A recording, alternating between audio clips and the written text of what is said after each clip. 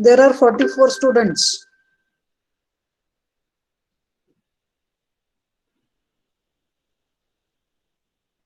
So let us start with today's lecture.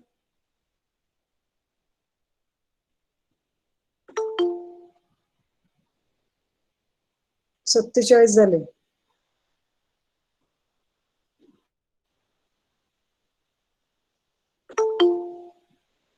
So if you remember, we were discussing about polymer chemistry and molecular weight of polymer last time. We have studied two types of molecular weight. One is weight average molecular weight and number average molecular weight. Okay, and we have discussed this graph. Then what is number average molecular weight? It is the ratio of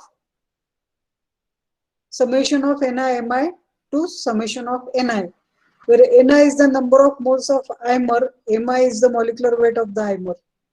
Okay, and W is the total weight of the sample, N is the total number of moles of the sample.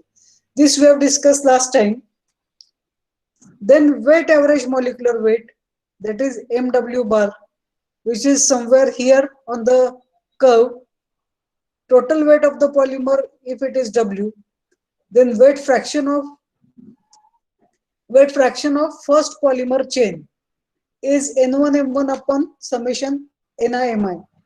So that weight fraction is multiplied by molecular weight of the monomer, and therefore the formula for weight average molecular weight comes out to be MW bar is equal to N1M1 square divided by summation NiMi.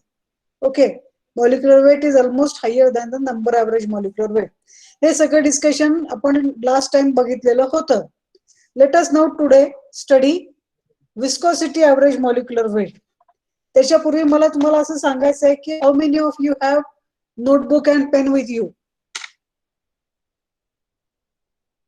Are you ready with notebook and pen? Because we want to solve some example based on this weight average molecular weight and number average molecular weight. Yes, are you ready? कोणाकोणाजवळ आहे वही pen घेऊन बसलाय की नाही? Yes, are you ready with notebook and pen? Do you have calculator with you? Hello? अरे कोणीतरी उत्तर द्या. Hello,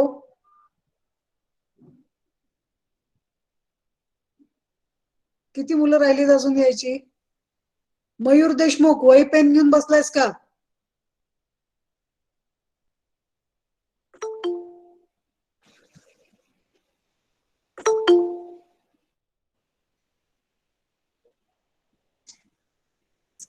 Hello,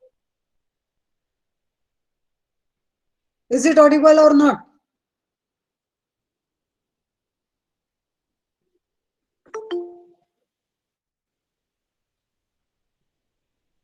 Yes, Bhavna Jadhav.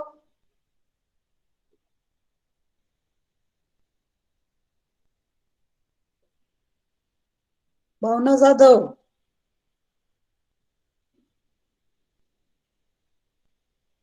आवाज येतोय का माझा? जातोय का शेवटपर्यंत?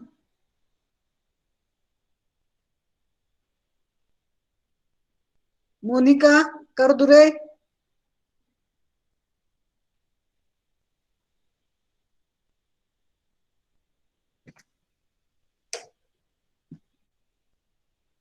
पूनम. शिवानी.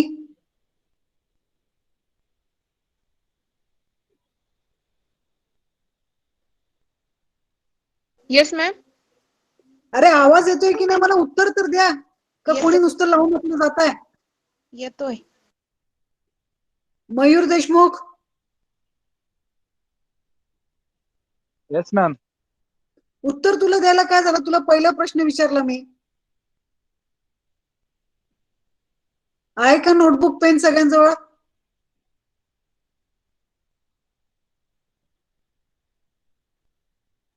वही पेन घेऊन बसले का कोमल?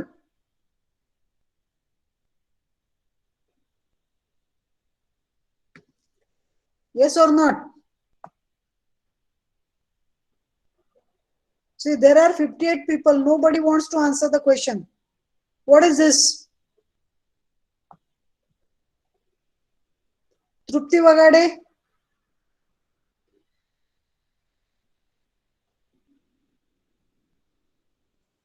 Yes, ma'am. Do you have notebook and pen with you? Yes. आज आपल्याला प्रॉब्लेम सोडवायचे आहेत. ज्यांच्याजवळ वही पेन असेल त्यांना सोडवता येईल, लक्षात घ्या. Okay. So what is viscosity average molecular weight? That we want to discuss. Viscosity average molecular weight is obtained by viscosity measurements and is defined as, what is the definition? The formula is m bar. I told you last time that bar is the representation of average and V for viscosity. So this representation is for viscosity average molecular weight of a polymer is equal to summation Ni mi raised to 1 plus a divided by summation Ni mi bracket raised to 1 upon a, where a is a constant. Okay, and the value of it changes from 0.5 to 1. Now what is this constant? That we'll study in the next slide. See, viscosity, like light scattering, is greater for larger size polymer molecules than smaller ones, and for this the weight is more closer to molecular weight than average molecular weight based on weight and as compared to number average molecular weight. So the formula is m bar v is equal to summation I from 1 to infinity wi mi raised to a bracket raised to 1 upon a. The same formula, फक्त इथे wi लिहिलं. This ratio is number average and that is multiplied by weight, so it is wi here, or in simple words it is summation I from 1 to infinity nimi 1 plus a divided by nimi bracket raised to 1 upon a, where w is the weight fraction, n is number of moles, m is molecular weight, and a is a constant. Okay, when a is equal to 1, mv, that is viscosity average molecular weight, is equal to weight average molecular weight. आणि usually a ची value किती असते तर 0.5 to 1. मगाशी मी सांगितलं तुम्हाला. A is the measure of hydrodynamic volume of the polymer. Hydrodynamic volume means how the polymer or how much water the polymer can absorb so as to and swell. That is the hydrodynamic volume. Whereas the value of A varies from polymer, solvent, and temperature. If you change the solvent, the value of A changes. If you change the polymer, A changes. If you change the temperature, A changes. And for this reason, this A is very important factor. काय आहे A आपण बघणारच आहोत. So this is viscosity average molecular weight, that is mv. Then the last type of molecular weight which is observed in case of polymers is Z average molecular weight, that is mz bar, which is equal to summation nimi cube divided by summation nimi square. You can see the change here, molecular weight of the monomer cube divided by molecular weight of the polymer square, where Z stands for centrifuge. So what is this Z? Centrifuge तुम्ही सगळ्यांनी शिकलेला आहात. जेव्हा तुम्ही qualitative analysis करता तर त्या qualitative analysis मध्ये काही ग्रुपच्या टेस्टला प्रेसिपिटेट येतो आणि तो प्रेसिपिटेट सेपरेट करण्यासाठी तिथे म्हटलेलं असतं सेंट्रिफ्यूग. सेंट्रिफ्यूग करायचं म्हणजे काय तर टेस्ट ट्यूब ते सेंट्रिफ्यूग मशीन मध्ये ठेवायची आणि गरकन फिरवायची. फिरवली की तो जो सॉलिड प्रेसिपिटेट असतो तो बसतो. तशाच पद्धतीनं कुठलाही पॉलिमर हा सेंट्रिफ्यूग करून त्याचं मॉलिक्युलर वेट जेव्हा काढलं जातं तेव्हा म्हणतात Z average molecular weight. Okay, you can see the distribution for molecular weights. सगळ्यात टॉपला असतो number average as the number fraction is maximum here, then viscosity average, then weight average आणि सगळ्यात शेवटी येतो Z average, that is centrifuge average. हे सगळे formula आपण शिकलेले आहेत. या स्लाइड मध्ये काय फारसे चांगले दिसत नाहीयेत, पुढच्या स्लाइड मध्ये मी तुम्हाला दाखवते. तर आता आपल्याला एक छोटासा प्रॉब्लेम सोडवायचा आहे. How to solve that problem. वही पेन आहे का सगळ्यांकडे? Okay, shall we start solving problem? Yes or no? I want to answer. Yes, ma'am. Okay. So in the polymer sample, you are provided with a polymer sample. Okay. And in that polymer sample, say this is your sample which contains these many polymer chains. कुठल्या कुठल्या chains आहेत तर polymer chain 1 which contains 2 number of units. प्रत्येक युनिटचं मास 10 आहे म्हणजे total चेनचं weight किती झालं तर 20 झालं. सेकंड पॉलिमर चेन ज्याच्यामध्ये 4 नंबर ऑफ युनिट्स आहेत, प्रत्येक युनिटचं वजन आहे 20, so total weight is 80. Polymer 3 6 number of units, each unit having molar mass of 100 units, so total 60. चौथी polymer chain 3 number of units, each unit of mass 250, so total weight is 750. So if you consider for the sample, there are total 15 number of units or 15 monomers having mass or weight equal to 1450. असं एक sample तुम्हाला दिलेलं आहे. आणि या सॅम्पलच्या साठी how to calculate number average molecular weight and weight average molecular weight ते आपण आज एकदा रिव्हिजन म्हणून घेणार आहोत. बरेच दिवस झाले आपण शिकतोय. मग आता ऍक्च्युअल मॉलिक्युलर वेट कसं कॅल्क्युलेट केलं जातं हे या एक्झाम्पल वरून मी तुम्हाला सांगते. सगळ्यात पहिल्यांदा हे समजलं तुम्हाला सॅम्पल ज्याच्यामध्ये 15 युनिट्स आहेत आणि वजन टोटल त्याचं वेट आहे 1450. So total number of polymer in containing each entity of polymer 1, polymer 2, polymer 3, polymer 4 किती आहे त्याच्यामध्ये तर 15 आहे. किती एंटिटी झाल्या, किती नंबर ऑफ मोल झाले तर 15 झाले. म्हणजे काय 15 झालं, n is 15. मग त्याच्यापैकी number of polymer 1 present in polymer. Polymer 1 म्हणजे काय, पहिल्या चेनचे किती नंबर प्रेझेंट आहेत तर 2 प्रेझेंट आहेत. बरोबर आहे, पहिल्या चेनचे 2 प्रेझेंट आहेत. So number fraction of chain 1, पहिल्याचा नंबर फ्रॅक्शन काय झाला तर 15 पैकी 2, सो 2/15. बरोबर आहे. ऑफ पॉलिमर चेन 2, दुसऱ्या चेनचे किती झाले, दुसऱ्या चेनचे 4 आहेत, सो 4/15. याला म्हणायचं number fraction, because we are dividing number of monomers present in a chain to total number of monomers present in the total sample. Total sample मध्ये 15 आहेत, त्याला ते डिवाइड करतात. In the third there are 6 units, so 6 divided by 15, and in the fourth there are 3, so 3 divided by 15. So this is known as number fraction of each polymer. Okay, that is Ni upon n. Total n is 15 आणि या 15 ला काय केलं आपण, 15 ने divide केलं कोणाला तर त्या पॉलिमर चेनच्या मोनोमर्सनं. ओके, देन मग आता इकडचा पार्ट बघायचा पहिले, हा आपण नंतर बघू. Contribution of made by polymer 1 towards the average weight of polymer. आता पहिल्या चेनचं कॉन्ट्रीब्युशन किती आहे, number of fraction of each polymer, number of fraction of each polymer into weight of each polymer entity. Number fraction किती आहे पहिल्या एंटिटीचा 2/15. प्रत्येक एंटिटीचं वजन किती आहे 10, म्हणजे एकूण वजन किती झालं 2/15 into 10, that is 20/15. It comes out to be 1.33. Second एंटिटीचं वजन किती झालं, नंबर फ्रॅक्शन होतं 4/15, प्रत्येक एंटिटीचं वजन 20 आहे, सो इट इज 5/33.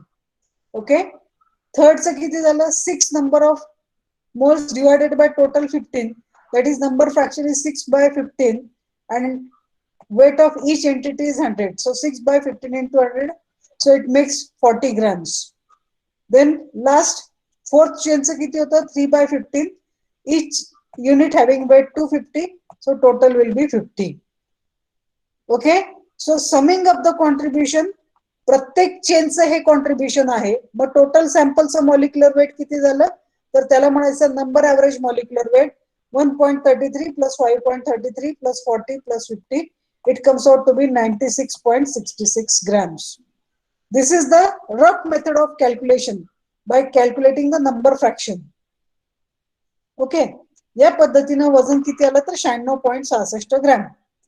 आता ऍक्च्युअली आपण इक्वेशन काय बघितलं नंबर ऍव्हरेजचं, पहिलं इक्वेशन बघितलं होतं, number average is equal to W by N.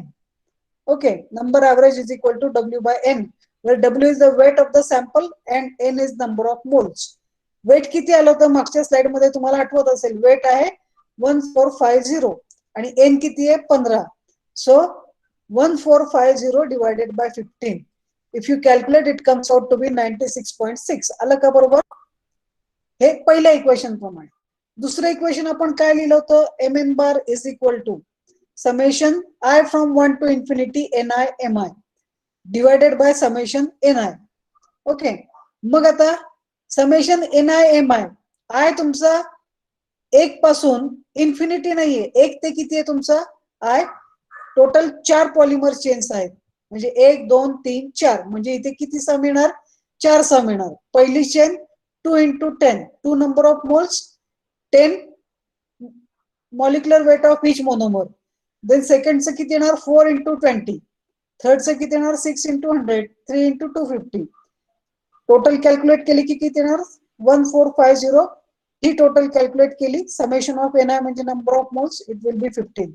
So again the weight comes out to be same. So if you calculate by any method, the number average weight comes out to be 96.66. Either you use formula, either you use number fraction and then calculate. कळलं सगळ्यांना? Yes, 96.6. Okay, हे झालं number average weight. आता weight average कसं calculate करायचं बघा. Calculation of weight average molecular weight, तेच sample घेतलंय आपण. ओके, टोटल वेट त्याचं किती होतं 1450. त्याच्या पहिल्या पॉलिमरचं पहिल्या चेनचं वेट किती आहे 20 ग्रॅम, 2 into 10. मग त्याचं वेट फ्रॅक्शन किती आलं 20 डिवायडेड बाय 1450. दुसऱ्याचं किती झालं 20 into 4 म्हणजे 80, 80 डिवायडेड बाय 1450. तिसऱ्याचं किती आलं, वेट फ्रॅक्शन आता कॅल्क्युलेट करतो. वेट फ्रॅक्शन म्हणजे काय, weight of the sample divided by total weight. मग सॅम्पलचं वजन किती आहे, 3 मॉलिक्युल्स होते, प्रत्येकाचं सॉरी पॉलिमर 3 मध्ये 6 आहेत, प्रत्येकाचं 100 आहे, म्हणजे 600 भागिले 1450. चौथ्यामध्ये किती आहे 3, प्रत्येकाचं वजन आहे 250. So 750 divided by 1450. आता याला म्हणायचं वेट फ्रॅक्शन. मागच्या याच्यात आपण काय कॅल्क्युलेट केलं होतं, number fraction. If you calculate it the fraction and then contribution made by each polymer towards average weight polymer. मग weight fraction multiplied by weight of each unit. प्रत्येकाने किती कॉन्ट्रीब्युशन दिलं, तर पहिल्या पॉलिमर चेनचं वेट फ्रॅक्शन आहे 20 by 1450 into weight of each unit, that is 10. It comes out to be 0.14. दुसऱ्याचं 1.1, तिसऱ्याचं 41.38, चौथ्याचं 129.31 grams. मग सगळ्या शेवटी या सगळ्यांची बेरीज केली, पहिला फ्रॅक्शन, दुसरा फ्रॅक्शन, तिसरा आणि चौथा, इट कम्स आउट टू बी 171.93. बघा नंबर ऍव्हरेज किती आला होता 96.66, वेट ऍव्हरेज किती आला 171.93. मग अशीच्या स्टेटमेंट मध्ये तुम्हाला आठवत असेल आपण म्हटलेलं इथे,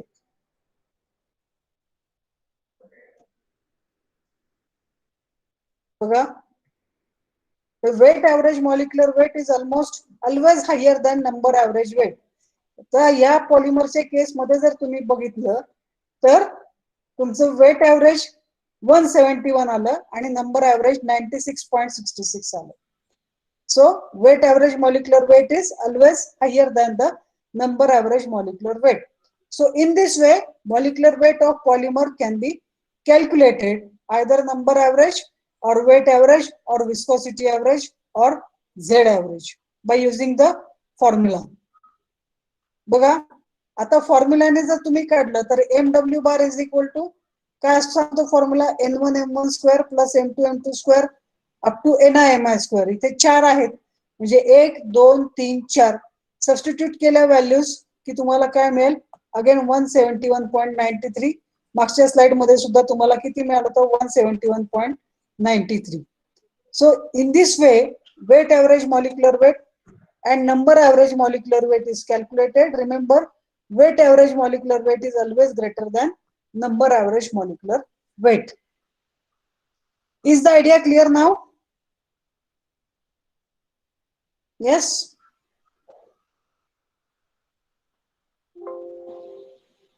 Is it clear? Yes or no? Yes, ma'am. आपल्याला Yes, ma'am. सोडवायचा आहे त्याचा एक प्रॉब्लेम, तो मी तुम्हाला देते.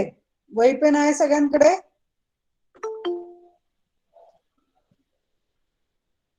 हो.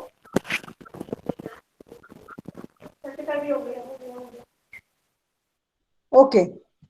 So let us consider the problem.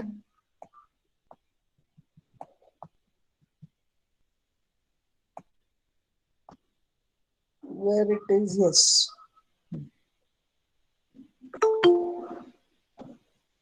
Write down the problem. A polymer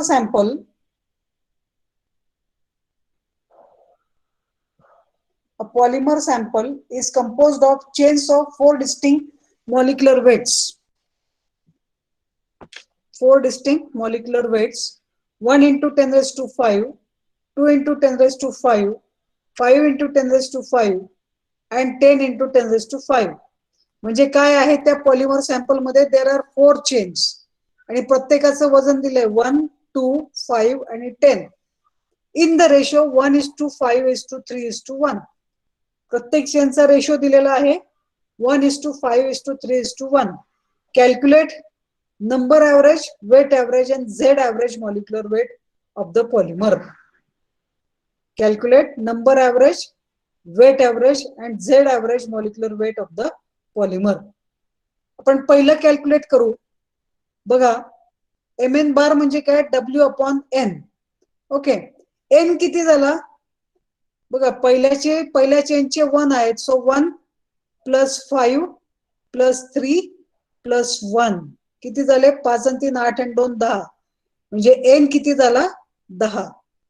आणि वेट किती झालं बघा, 1 × 10⁵, 2 × 10⁵, 5 × 10⁵ आणि 10 × 10⁵. काय कॉमन निघेल यांच्यातनं, 10⁵ कॉमन निघाला.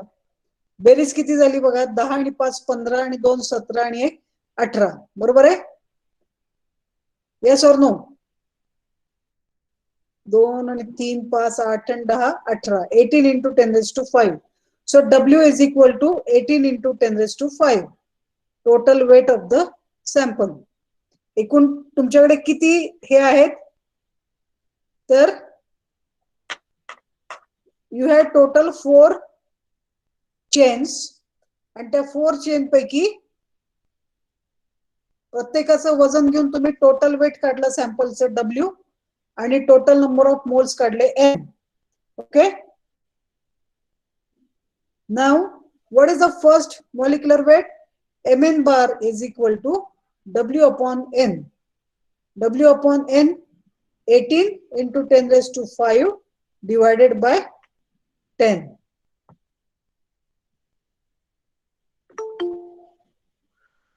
बरोबर आहे का?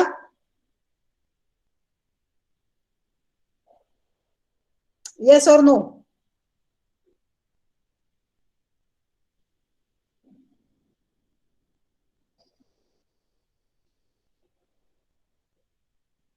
येस और नो? ऍक्च्युअली याला काय केलं पाहिजे, काय असतो फॉर्म्युला, काय सांगतो आपल्याला,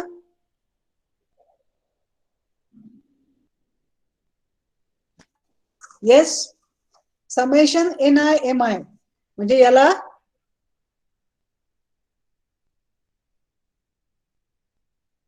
हॅलो करताय का कॅल्क्युलेट?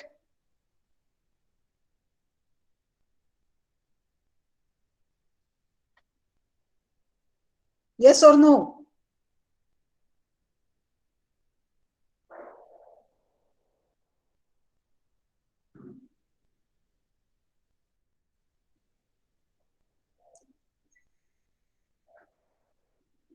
सो पहिला येणार 1 × 10⁵ म्हणजे 1, दुसरा येणार 5 × 2 म्हणजे 10 × 10⁵, तिसरा येणार 5 ×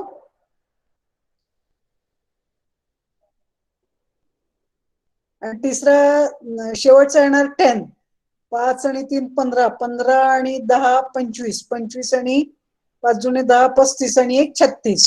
So total it will be 36 into 10 raised to 5 divided by 10, that is 3.6 into 10 raised to 5 will be the number average molecular weight. Okay, will be the number average molecular weight.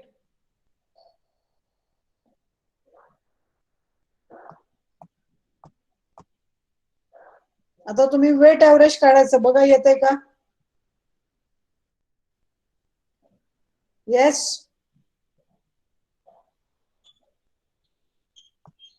Calculate the weight average molecular weight of the polymer.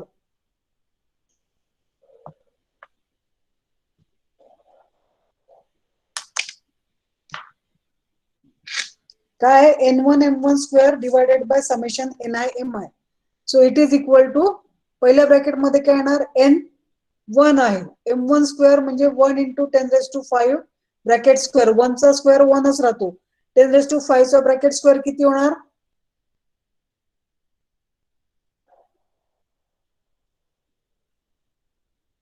Yes. मला काय समजत नाही, तुम्ही are you there or not, are you solving the problem or not?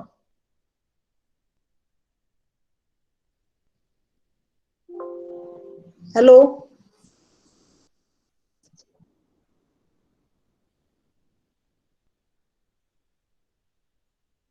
सोडवा ते, मला उत्तर सांगा 2 मिनिटात. Weight ॲव्हरेजचं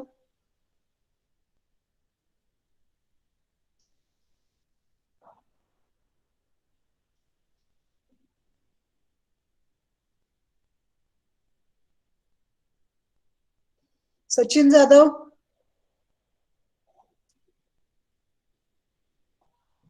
hello Sachin Jadhav.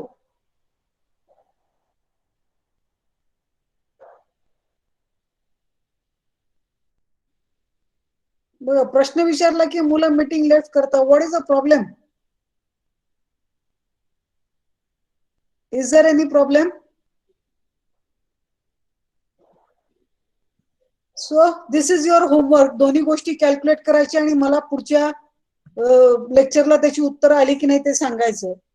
Now on the basis of these calculations of molecular weight of polymers, I want to end with the last point, that is polydispersity index. What is PDI? The polydispersity index is defined as the ratio of the weight average molecular weight to number average molecular weight. That is the ratio MW upon Mn, or weight average divided by Z average. The ratio is called as PDI, that is polydispersity index. It is the measure of distribution of molecular weight within the sample. म्हणजे तो मागच्या वेळेला जो आपल्याला ए चा part जो आला होता, तुम्हाला आठवत असेल तर बघा,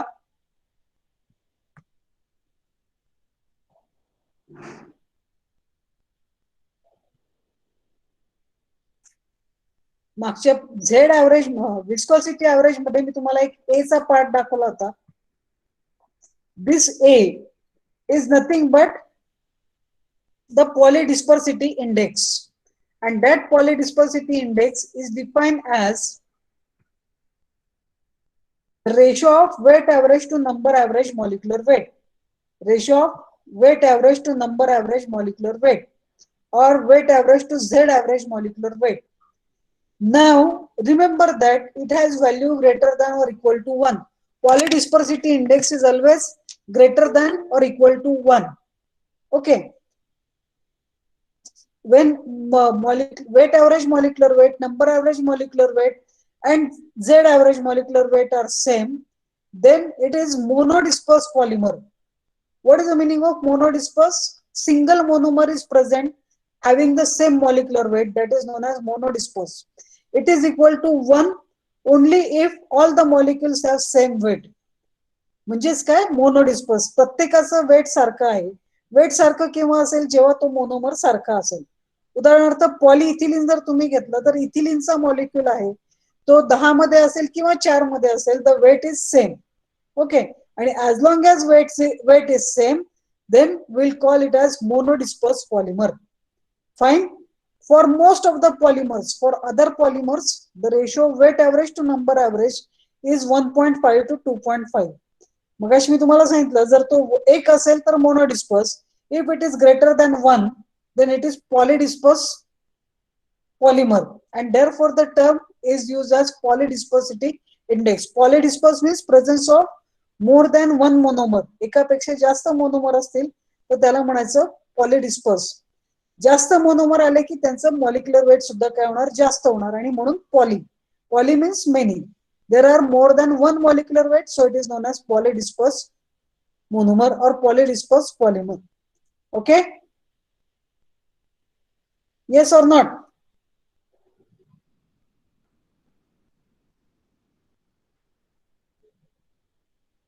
आपण मागच्या वेळेला प्रश्न सोडवलेले होते आणि याच्यामध्ये प्रश्न मी त्या पॉलिडिस्पर्सिटी इंडेक्सचे घेतले नव्हते. ठीक आहे, ते तुम्हाला मी पुढच्या वेळेला दाखवेन.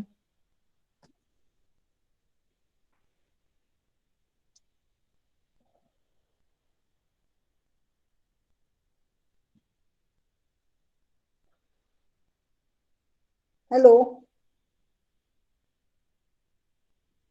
ऋषिकेश कणसे, ऋषिकेश कणसे,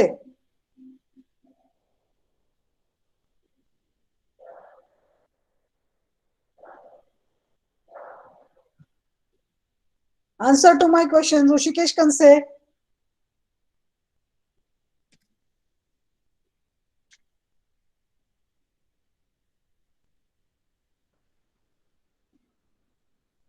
Madhuri Kamble,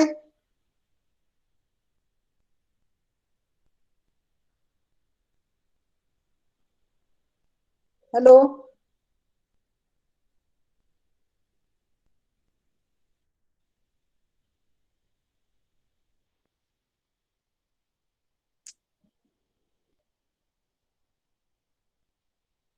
hello. Yes, ma'am. अरे काहीतरी तर उत्तर द्याल की नाही तुम्ही. प्रश्न प्रॉब्लेम सोडवलाय नाही सोडवलाय असं बसत बसता कसं तुम्ही नुसतं. Is the point clear, is the idea clear? It's okay. Next time we'll start with methods of determination of polymer. Let us stop here.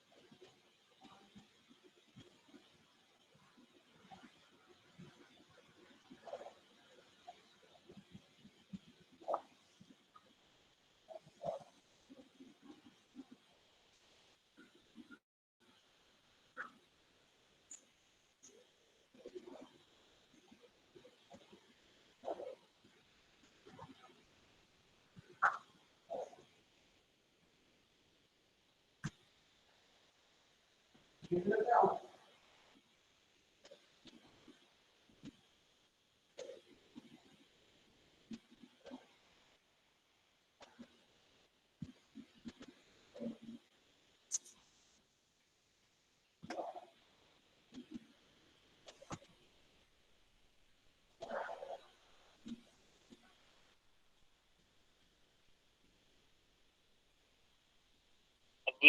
here we are considering the forces, okay, so that forces comes under strength.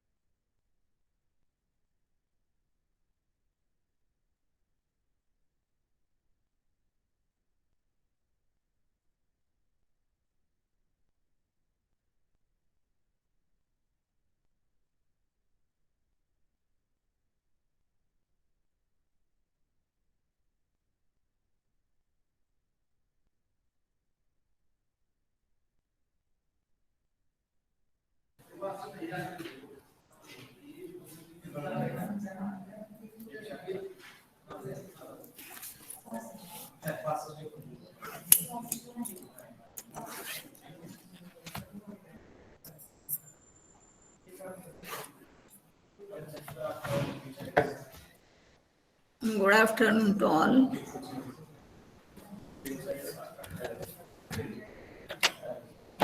बोले कहीं reply देते माय madam.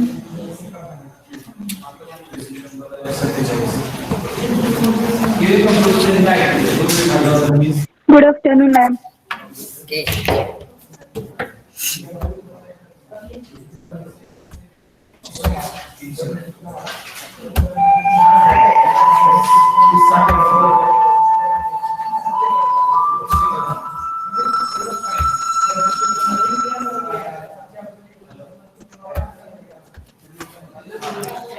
During last lecture, we have seen about the rotational spectra of diatomic molecule, and also we have seen the isotope effect on the rotational spectra of diatomic molecule. That is, if heavier isotope is replaced by the lighter isotope, then what happens to the spectral line, as well as when the lighter isotope is replaced by the heavier isotope, what happens, that is the rotational constant B will decreases or increases. इथपर्यंत आपण पाठीमागच्या लेक्चरला पाहिलेलं आहे. Then let us consider about the interaction of radiations with rotating molecule. All of you know that when the molecules having permanent dipole moment in the gaseous state are exposed to the microwave or infrared radiation, then a rotational transition takes place. That is, rotational spectra are caused by the rotational energy transitions of molecules due to the interaction with the electromagnetic radiation. According to the wave theory, the radiations can be considered as a fluctuating electric field. While studying the electromagnetic radiation, we have seen that it consists of the two components, that is electric field and magnetic field, which are perpendicular to each other and oscillating through space in a wave motion. It consists of the fluctuating electric field component also. And if we consider the rotating dipole of molecules having permanent dipole moment, that rotating dipole also creates the fluctuating electric field and interacts with the radiation.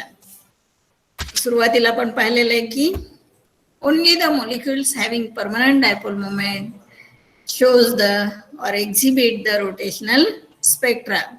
Molecules having permanent dipole moment means there is the separation of two poles, separation of two charges, that is the positive pole and negative pole. आणि मग molecule मध्ये हे जे positive pole आणि negative pole आहेत, you know that dipole moment is a vector quantity, means it has direction as well as magnitude. During rotation, what happens? The direction of positive pole and negative pole changes, so that due to this change in the direction of the positive pole and negative pole, it also creates the fluctuating electric field. There will be some frequency of this fluctuating electric field, with which these molecules rotate. When this frequency matches with the frequency of the electromagnetic radiation, then only this molecule absorb that photon of radiation or quantum of radiation, so that the energy of the molecule increases. Rotational energy increases, and therefore the transition from lower rotational energy level to the higher rotational energy level takes place. That is the rotational transition. Means during the interaction, if we consider the molecule with permanent dipole moment, it has one end positive and another end negative. When such a gas molecule is irradiated with microwave radiation, a photon can be absorbed through the interaction of the photon's electronic field with the fluctuating electric field of the molecules having permanent dipole moment. For the microwave region, this energy absorption is in the range needed to cause the transition between rotational state of the molecule. सुरुवातीला आपण energy level diagram मॉलिक्युलची पाहिलेले, याच्यामध्ये number of electronic energy levels आहेत, and these number of electronic energy levels again consist of the number of vibrational energy levels, sublevels. Again, if we consider two adjacent vibrational levels, they are further subdivided into number of rotational energy levels. Means energy separation between the rotational energy level is very small as compared with the energy separation between vibrational energy level and electronic energy level. मग हे energy separation जर overcome करायचं असेल, म्हणजे transition व्हायचं असेल from lower rotational energy level to the higher rotational energy level, तर तो एनर्जी डिफरन्स जो आहे तो ओव्हरकम झाला पाहिजे. मीन्स ज्या रेडिएशनला आपण मॉलिक्युल एक्सपोज केलेला आहे त्या रेडिएशनचा photon that must provide this much amount of energy to cause the rotational transition. What happens when these molecules with permanent dipole moment are exposed to this radiation, microwave or far infrared radiation? Photon of this radiation provides that much amount of energy which is required for the rotational transition, and so that the transition from lower rotational energy level to the higher rotational energy level takes place. Only the molecules having permanent dipole moment can absorb or can interact with these radiation. आणि का होते interaction, तर मी तुम्हाला सांगितलेलं आहे की या molecule मध्ये molecules with permanent dipole moment, in this molecule there is the separation of charges. एक पोल त्याचा निगेटिव्ह आहे, दुसरा पोल पॉझिटिव्ह आहे. And what happens, this molecule is rotating, आणि रोटेट होत असताना याची पॉझिटिव्ह पोल आणि निगेटिव्ह पोलची डायरेक्शन सायमल्टेनियसली चेंज होत असते, पिरियडिकली चेंज होत असते, आणि therefore due to this change in the direction of the positive pole and negative pole, it also creates the fluctuating electric field. Electromagnetic radiation मध्ये सुद्धा तुम्हाला माहिती आहे there is the fluctuating electric field. When the frequency of that electromagnetic radiation and frequency of this rotating molecule matches with each other, then resonance takes place and these molecules absorb this radiation. Means why?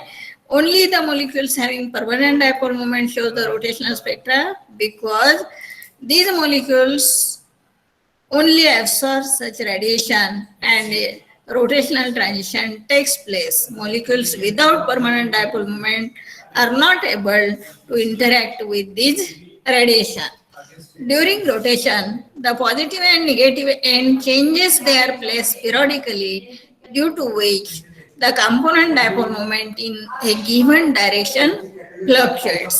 मग आता या negative पोलचं आणि positive पोलचं fluctuation कसं होतं? Absorption of electromagnetic radiation हे या slide मध्ये मी display केलेलं आहे फिगर मध्ये. All of you know that an electromagnetic wave is an oscillating electric field and it interacts only with the molecules that can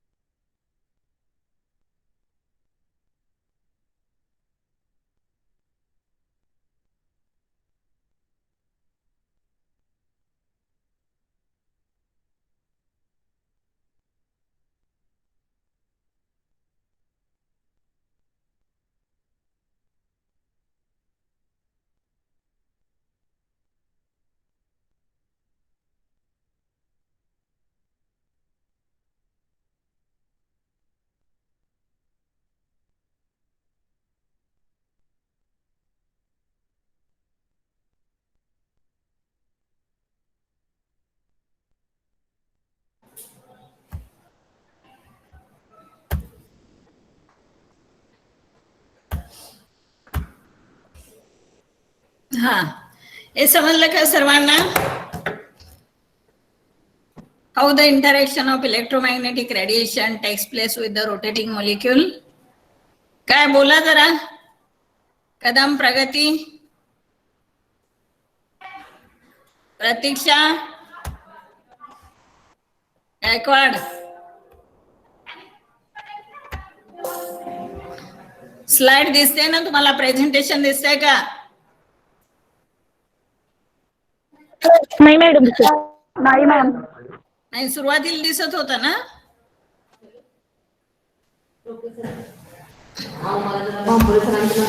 आता मी ठीक आहे.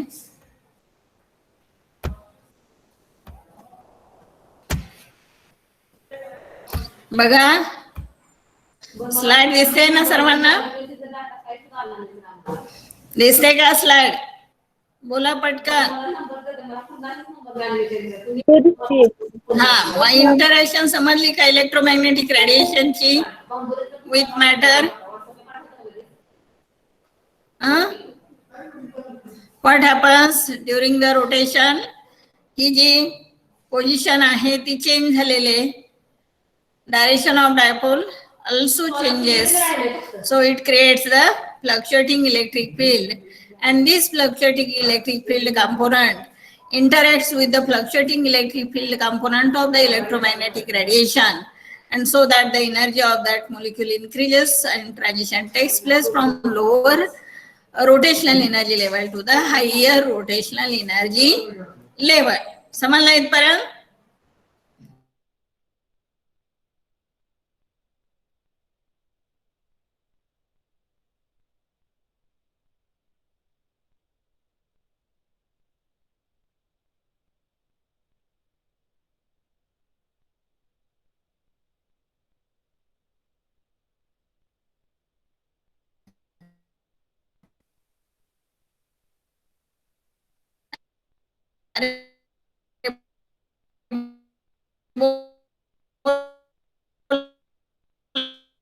काहीतरी पटकन, आपल्याला पुढे जायचंय.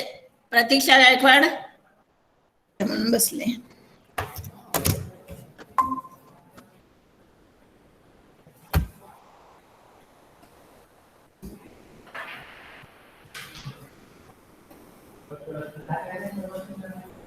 Let us consider the next point. मी काय बोलत नाही. Consider the applications of the rotational spectra. In applications, we have seen that when we got the rotational spectra, the number of lines which are obtained in the rotational spectra of the diatomic molecule are equally spaced. Means when we consider the first line, it is obtained at 2b bar. Second line, that is the transition from 0 to 1, it gives the first line in the spectra at frequency 2b bar. Second line is obtained at 4b bar, third 6b bar, fourth 8b bar. Means these lines in the spectrum are equally spaced with the spacing 2b bar. या lines मधलं spacing किती आहे? 2b bar आहे. हे आपण पाहिलेलं आहे पाठीमागच्या लेक्चरला.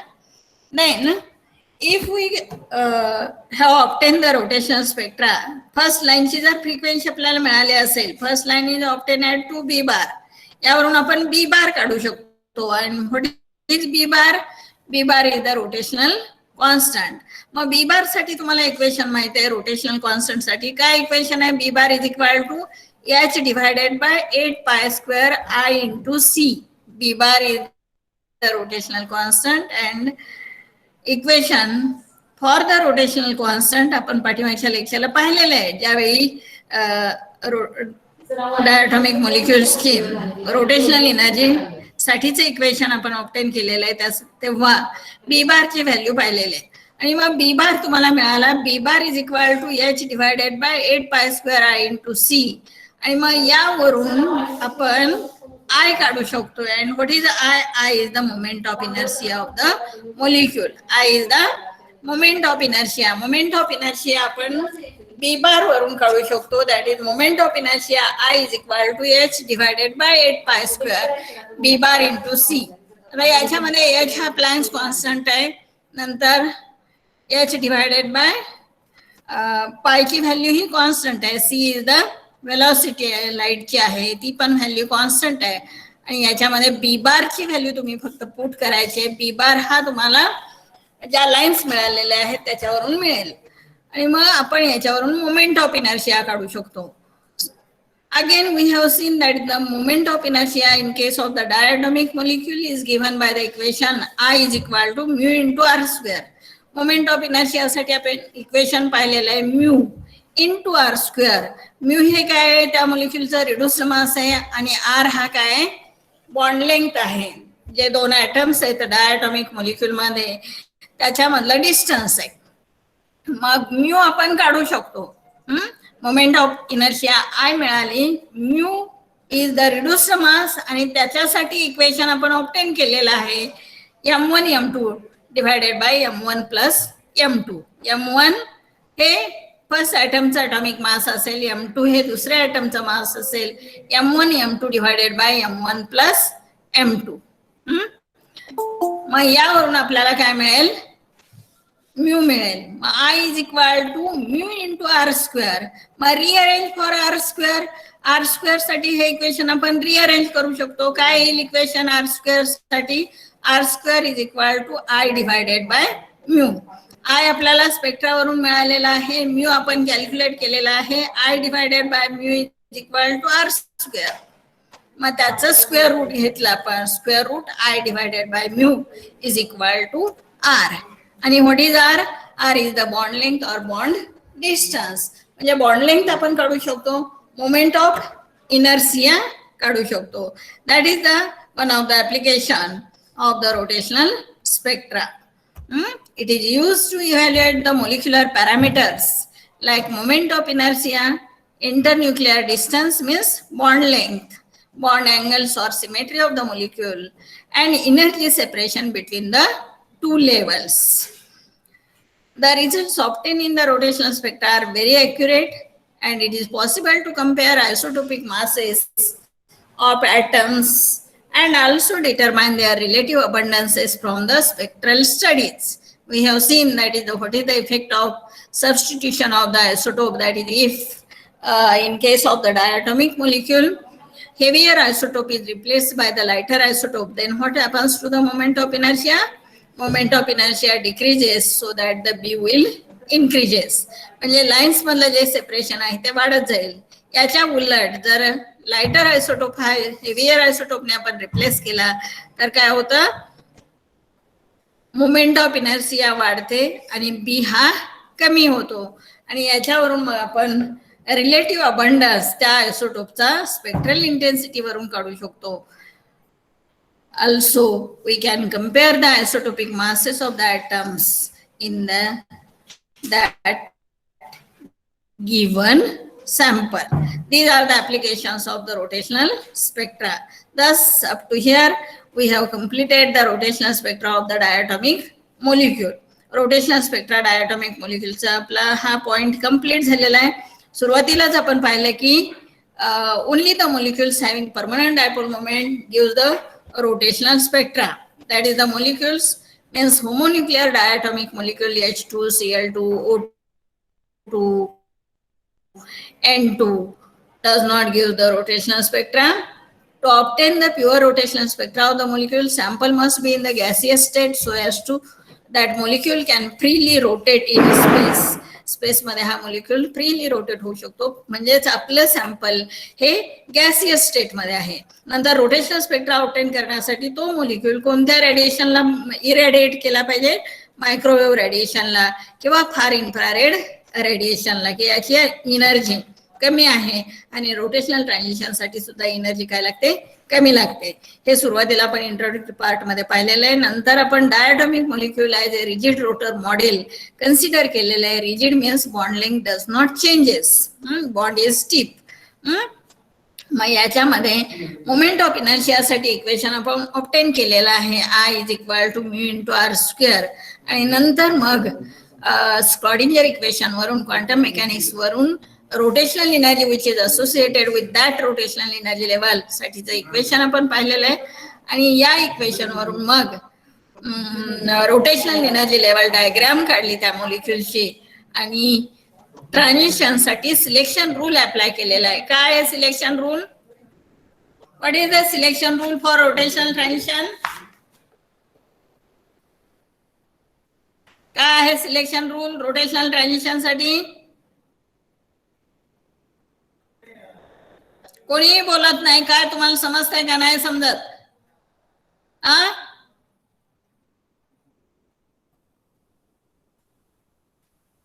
किती 5 लेक्चर झाली ना रोटेशनल स्पेक्ट्रला? अश्विनी कंसे, आवाज येतोय का नाही माझा?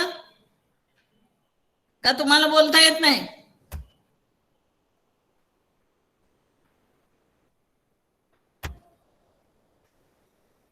काय सिलेक्शन रूल आहे? Delta J is equal two plus minus 1. म्हणजे कुठलीही ट्रान्झिशन्स होतात का?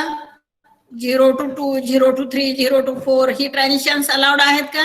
नाही. फक्त ऍडजसंट नेक्स्ट हायर किंवा नेक्स्ट लोअर. हायर मध्ये कधी जाईल? ऍब्सॉर्प्शन मुळे जाईल. लोअर मध्ये कधी जाईल? इमिशन मुळे जाईल. तर this transitions are allowed for the diatomic molecule. काहीही बोलत नाही तुम्ही. म्हणजे हे वन वे इंटरॅक्शन आहे फक्त. तुम्हाला हे लक्षात किती वेळा सांगायचं की तुम्ही समोरासमोर नाही. तुम्ही काहीतरी आन्सर चुकू द्या, आन्सर पण बोला. देन नेक्स्ट हे आपण पाहिलेलं आहे ट्रान्झिशन साठी सिलेक्शन रूल. आणि मग frequency of the spectral line साठी इक्वेशन ऑब्टेन केलेलं आहे. Nu bar is equal to 2b bar in bracket j plus 1. आणि जेच्या याच्यामध्ये वेगवेगळ्या व्हॅल्यूज पुट केल्या. जे म्हणजे काय? रोटेशनल क्वांटम नंबर आहे. 0, 1, 2, 3, 4 या व्हॅल्यूज जर पुट केल्या तर त्यावरून आपल्याला फ्रिक्वेन्सी ऑफ स्पेक्ट्रल लाईन मिळते. म्हणजे J is equal to 0 to 1 transition होत असेल तर 2b बारला फ्रिक्वेन्सी मिळेल, लाईन मिळेल, नॉट फ्रिक्वेन्सी. नंतर second 4b bar, 6b bar, 8b bar. म्हणजे जरी एनर्जी स्पेसिंग जसा जे वाढत जाईल तसं रोटेशनल एनर्जी लेवल मधलं स्पेसिंग किंवा सेपरेशन वाढत जातं. परंतु ट्रान्झिशन मुळे ज्या लाईन्स मिळालेल्या आहेत त्या लाईन्स मात्र इक्वली स्पेस्ड आहेत. आणि मग सेम सिलेक्शन रूल जर आपण ट्रान्झिशन साठी अप्लाय करत असू तर आपण पाहिलेलं आहे intensity of the spectral line ही कशावरती डिपेंड असते. तर सेम सिलेक्शन रूल जर अप्लाय करत असेल तर intensity must be same, but that is not fact. The intensity of the spectral line in the spectra depends upon the population of the energy level from which the transition takes place. आणि मग त्या energy लेवलचा population determine करण्यासाठी आपण Maxwell Boltzmann distribution law पाहिलेला आहे, ते equation पाहिलेलं आहे. आणि मॅक्सिमम पॉप्युलेशन साठी त्याचं डिफरन्शिएशन करून जे मॅक्स साठी व्हॅल्यू ऑब्टेन केलेलं आहे. हे झालं intensity of the spectral line. आणि मग इफेक्ट ऑफ आयसोटोपिक सबस्टिट्यूशन हा इफेक्ट पाहिलेला आहे. आणि लास्ट हा पॉइंट आपण पाहिलेला आहे, what is the interaction of the electromagnetic radiation with the rotating molecule. Then let us consider about the problems on the rotational spectra. वही घ्यायची, पेन घ्यायचा आणि वहीवरती लिहून घ्यायचा प्रॉब्लेम. वही आहे ना सर्वांकडे? वही पेन आहे का? आता पण बोलणार नाहीत काय? हो मॅडम, घेतलाय. तुम्हाला बोलाय काय प्रॉब्लेम आहे का? आहे का बोलाय काय प्रॉब्लेम? प्रत्येकाने प्रॉब्लेम लिहून घ्या वहीवरती. काहीच बोलत नाही ते, एकट्यानेच बडबडत बसायचं. म्हणजे बघा प्रॉब्लेम पहिला, calculate the frequency and wave number of radiations having wavelength 2000 angstrom unit. Bracket मध्ये तुम्हाला व्हेलॉसिटी ऑफ लाईट दिलेले c is equal to 3 × 10⁸ metre per second. Radiations ची वेवलेंथ दिलेले आहे आणि त्यावरून तुम्हाला फ्रिक्वेन्सी आणि वेव्ह नंबर त्या रेडिएशनचा कॅल्क्युलेट करायचा आहे. व्हेलॉसिटी ऑफ लाईट दिलेला आहे 3 × 10⁸ मीटर पर सेकंड. मग फ्रिक्वेन्सी साठी इक्वेशन माहित आहे तुम्हाला. This 3 quantities are related by the equation c is equal to nu lambda. मग न्यू आपल्याला काढायचा आहे. न्यू साठी इक्वेशन रिअरेंज करून घ्या. Nu is equal to c upon lambda. What is c? c is the velocity of light and lambda is the wavelength. मात्र इथं wavelength तुम्हाला अँगस्ट्रॉम युनिट मध्ये दिलेले आहे आणि व्हेलॉसिटी ही मीटर पर सेकंद मध्ये दिलेले आहे. म्हणजे असा युनिट वापरलेला आहे. तर दोन्हीही एकाच युनिट मध्ये घेतल्या पाहिजेत. इथं वेवलेंथचं कन्व्हर्जन हे मीटर मध्ये केलं पाहिजे अँगस्ट्रॉम युनिटचं. मग 2000 अँगस्ट्रॉम युनिट त्याचं मीटरमध्ये कन्व्हर्जन करण्यासाठी काय करावं लागेल, 10⁻⁻10 ने त्याला मल्टिप्लाय करावं लागेल. म्हणजे सी ची व्हॅल्यू इथं पुट केली, डिवायडेड बाय 2000 इंटू 10⁻10. आणि हा जर सॉल्व्ह केला तुम्ही तर तुम्हाला फ्रिक्वेन्सी येईल त्या रेडिएशनची 1.5 इंटू 10⁻15 सेकंद inverse cycle per second. Then nu bar हा काय वेव्ह नंबर आहे. म्हणजे तुम्हाला माहिती आहे की स्पेक्ट्रोस्कोपी मध्ये generally frequency is express in terms of the nu bar, in terms of the wave number. मग nu bar is the reciprocal of the wavelength. Nu bar साठी तुम्हाला डेफिनेशन माहित आहे, wave number is the reciprocal of the wavelength. म्हणजेच काय, nu bar is equal to 1/λ. Nu bar is equal to 1/λ. लॅम्बडाची value तुम्हाला माहित आहे 1 डिवायडेड बाय 2000 इंटू 10⁻10. आणि हे सॉल्व्ह करा, 5 इंटू 10⁻6 मीटर इनवर्स. वेव्हलेंथ तिथं आपण मीटर मध्ये घेतलेले आहे, दॅट इज जे युनिट येईल that is metre inverse. This is the frequency and wave number of radiations having wavelength 2000 angstrom unit. तुम्हाला हे सर्वांना लिहून घेतलं का सर्वांनी? हा पहिला प्रॉब्लेम काय दिलेला आहे तुम्हाला प्रॉब्लेम मध्ये, वेव्हलेंथ दिलेले आहे रेडिएशनची. वेव्हलेंथ किती आहे, 2000 अँगस्ट्रॉम युनिट आहे. आणि त्यावरून तुम्हाला काय कॅल्क्युलेट करायचं आहे, तर त्या रेडिएशनची फ्रिक्वेन्सी आणि वेव्ह नंबर कॅल्क्युलेट करायचा आहे. अँगस्ट्रॉम युनिट किती आहे, वेव्हलेंथ 2000 अँगस्ट्रॉम युनिट आहे. त्याचं कन्व्हर्जन मीटर मध्ये करून घ्या, त्याला 10⁻10 ने मल्टिप्लाय करा. व्हेलॉसिटी ऑफ लाईट तुम्हाला दिलेला आहे. म्हणजे या तिन्ही क्वांटिटी मधलं रिलेशन तुम्हाला माहित आहे, C is equal to nu lambda. मग न्यू साठी इक्वेशन रिअरेंज करून घ्या, nu is equal to c divided by lambda. C ची व्हॅल्यू तुम्ही पुट केली, डिवायडेड बाय लॅम्बडा. लॅम्बडा सुद्धा मीटर मध्ये कन्वर्ट करून घेतला. आणि मग हे जे कॅल्क्युलेशन केलेलं आहे ते त्याच्यावरून तुम्हाला आन्सर आलेलं आहे 1.5 इंटू 10⁻15 सेकंद इनव्हर्स. हे आलं फ्रिक्वेन्सी त्या रेडिएशनची. आणि दुसरं काय कॅल्क्युलेट करायचंय, तर न्यू बार तुम्हाला कॅल्क्युलेट करायचा. न्यू बार म्हणजे काय, वेव्ह नंबर आहे.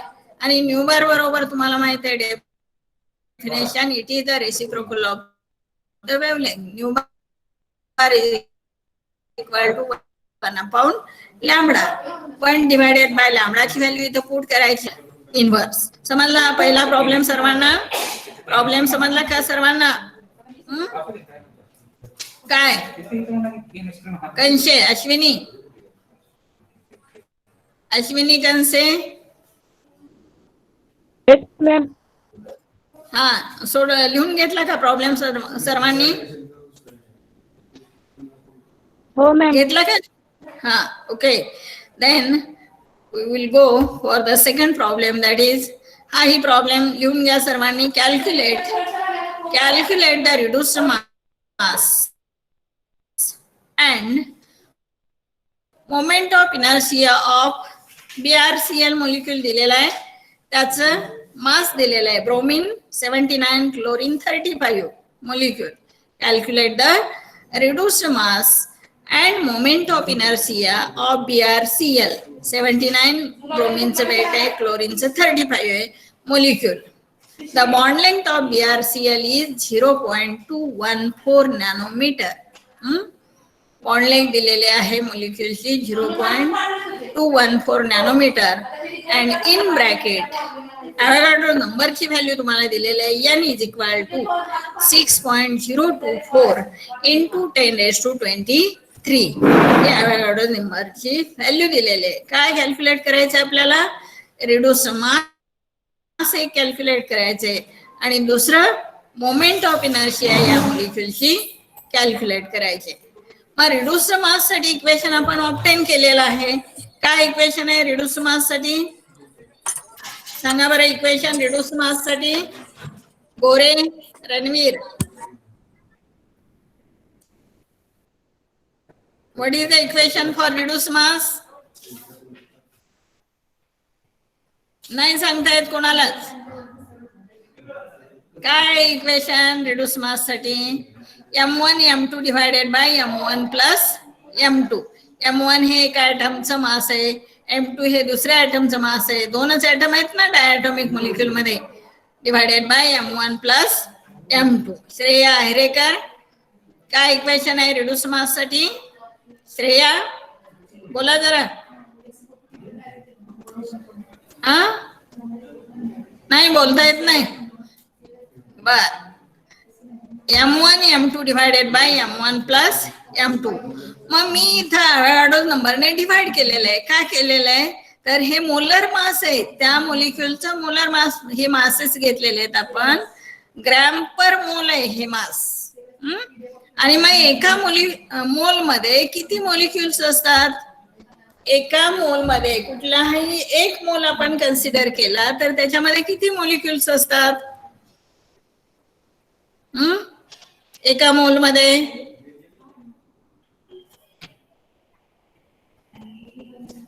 6.022 into 10 to 3. गुड. म्हणजे अवॉगाड्रो नंबर एवढे मॉलिक्युल त्याच्यामध्ये असतात. मग आपल्याला काय डिटरमाइन करायचंय? तर मॉलिक्युलचं रिड्यूस्ड मास डिटरमाइन करायचंय आणि मॉलिक्युलची मोमेंट ऑफ इनर्शिया डिटरमाइन करायचे.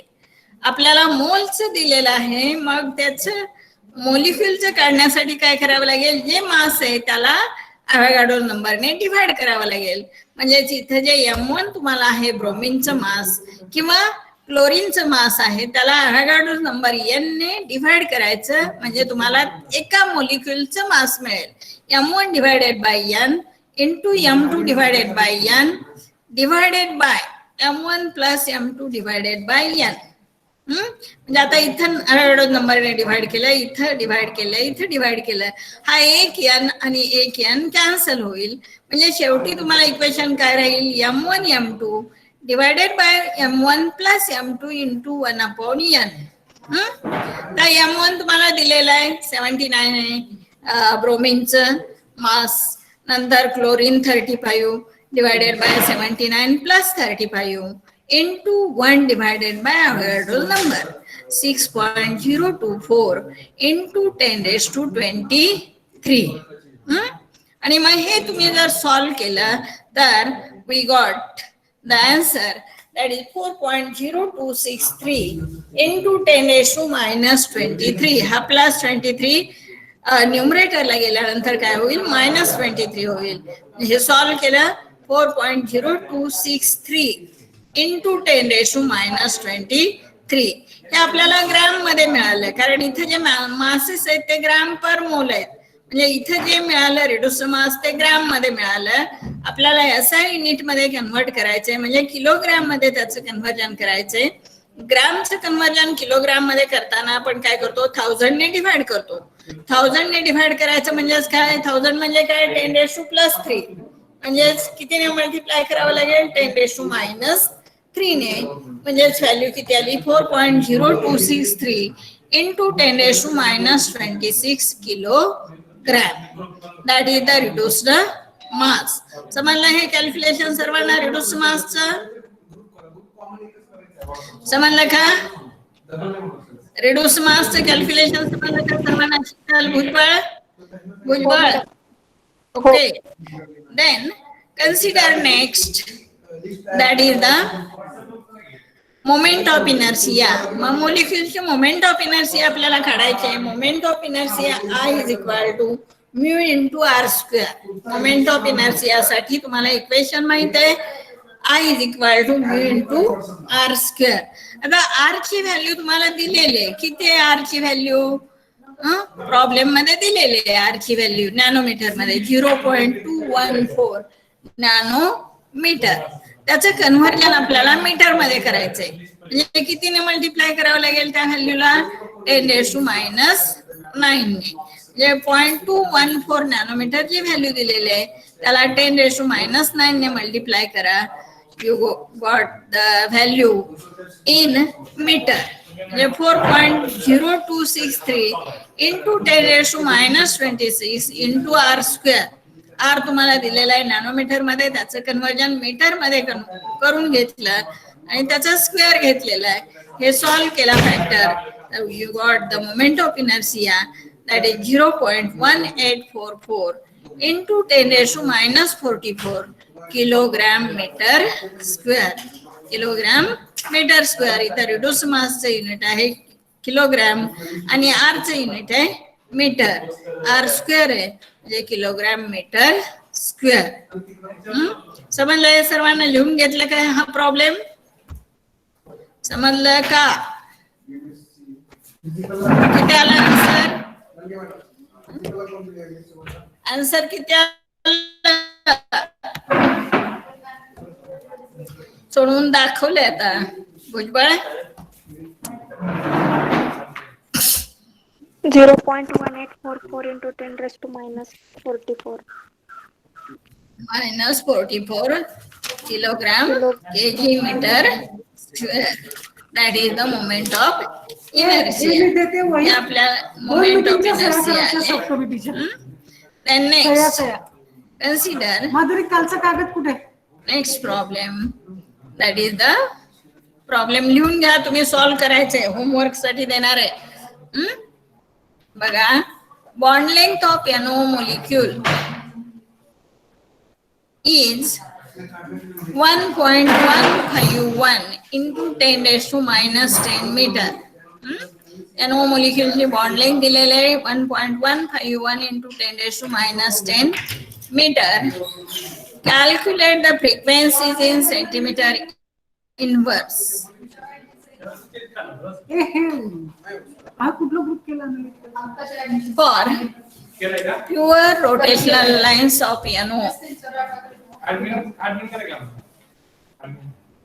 corresponding to the transitions.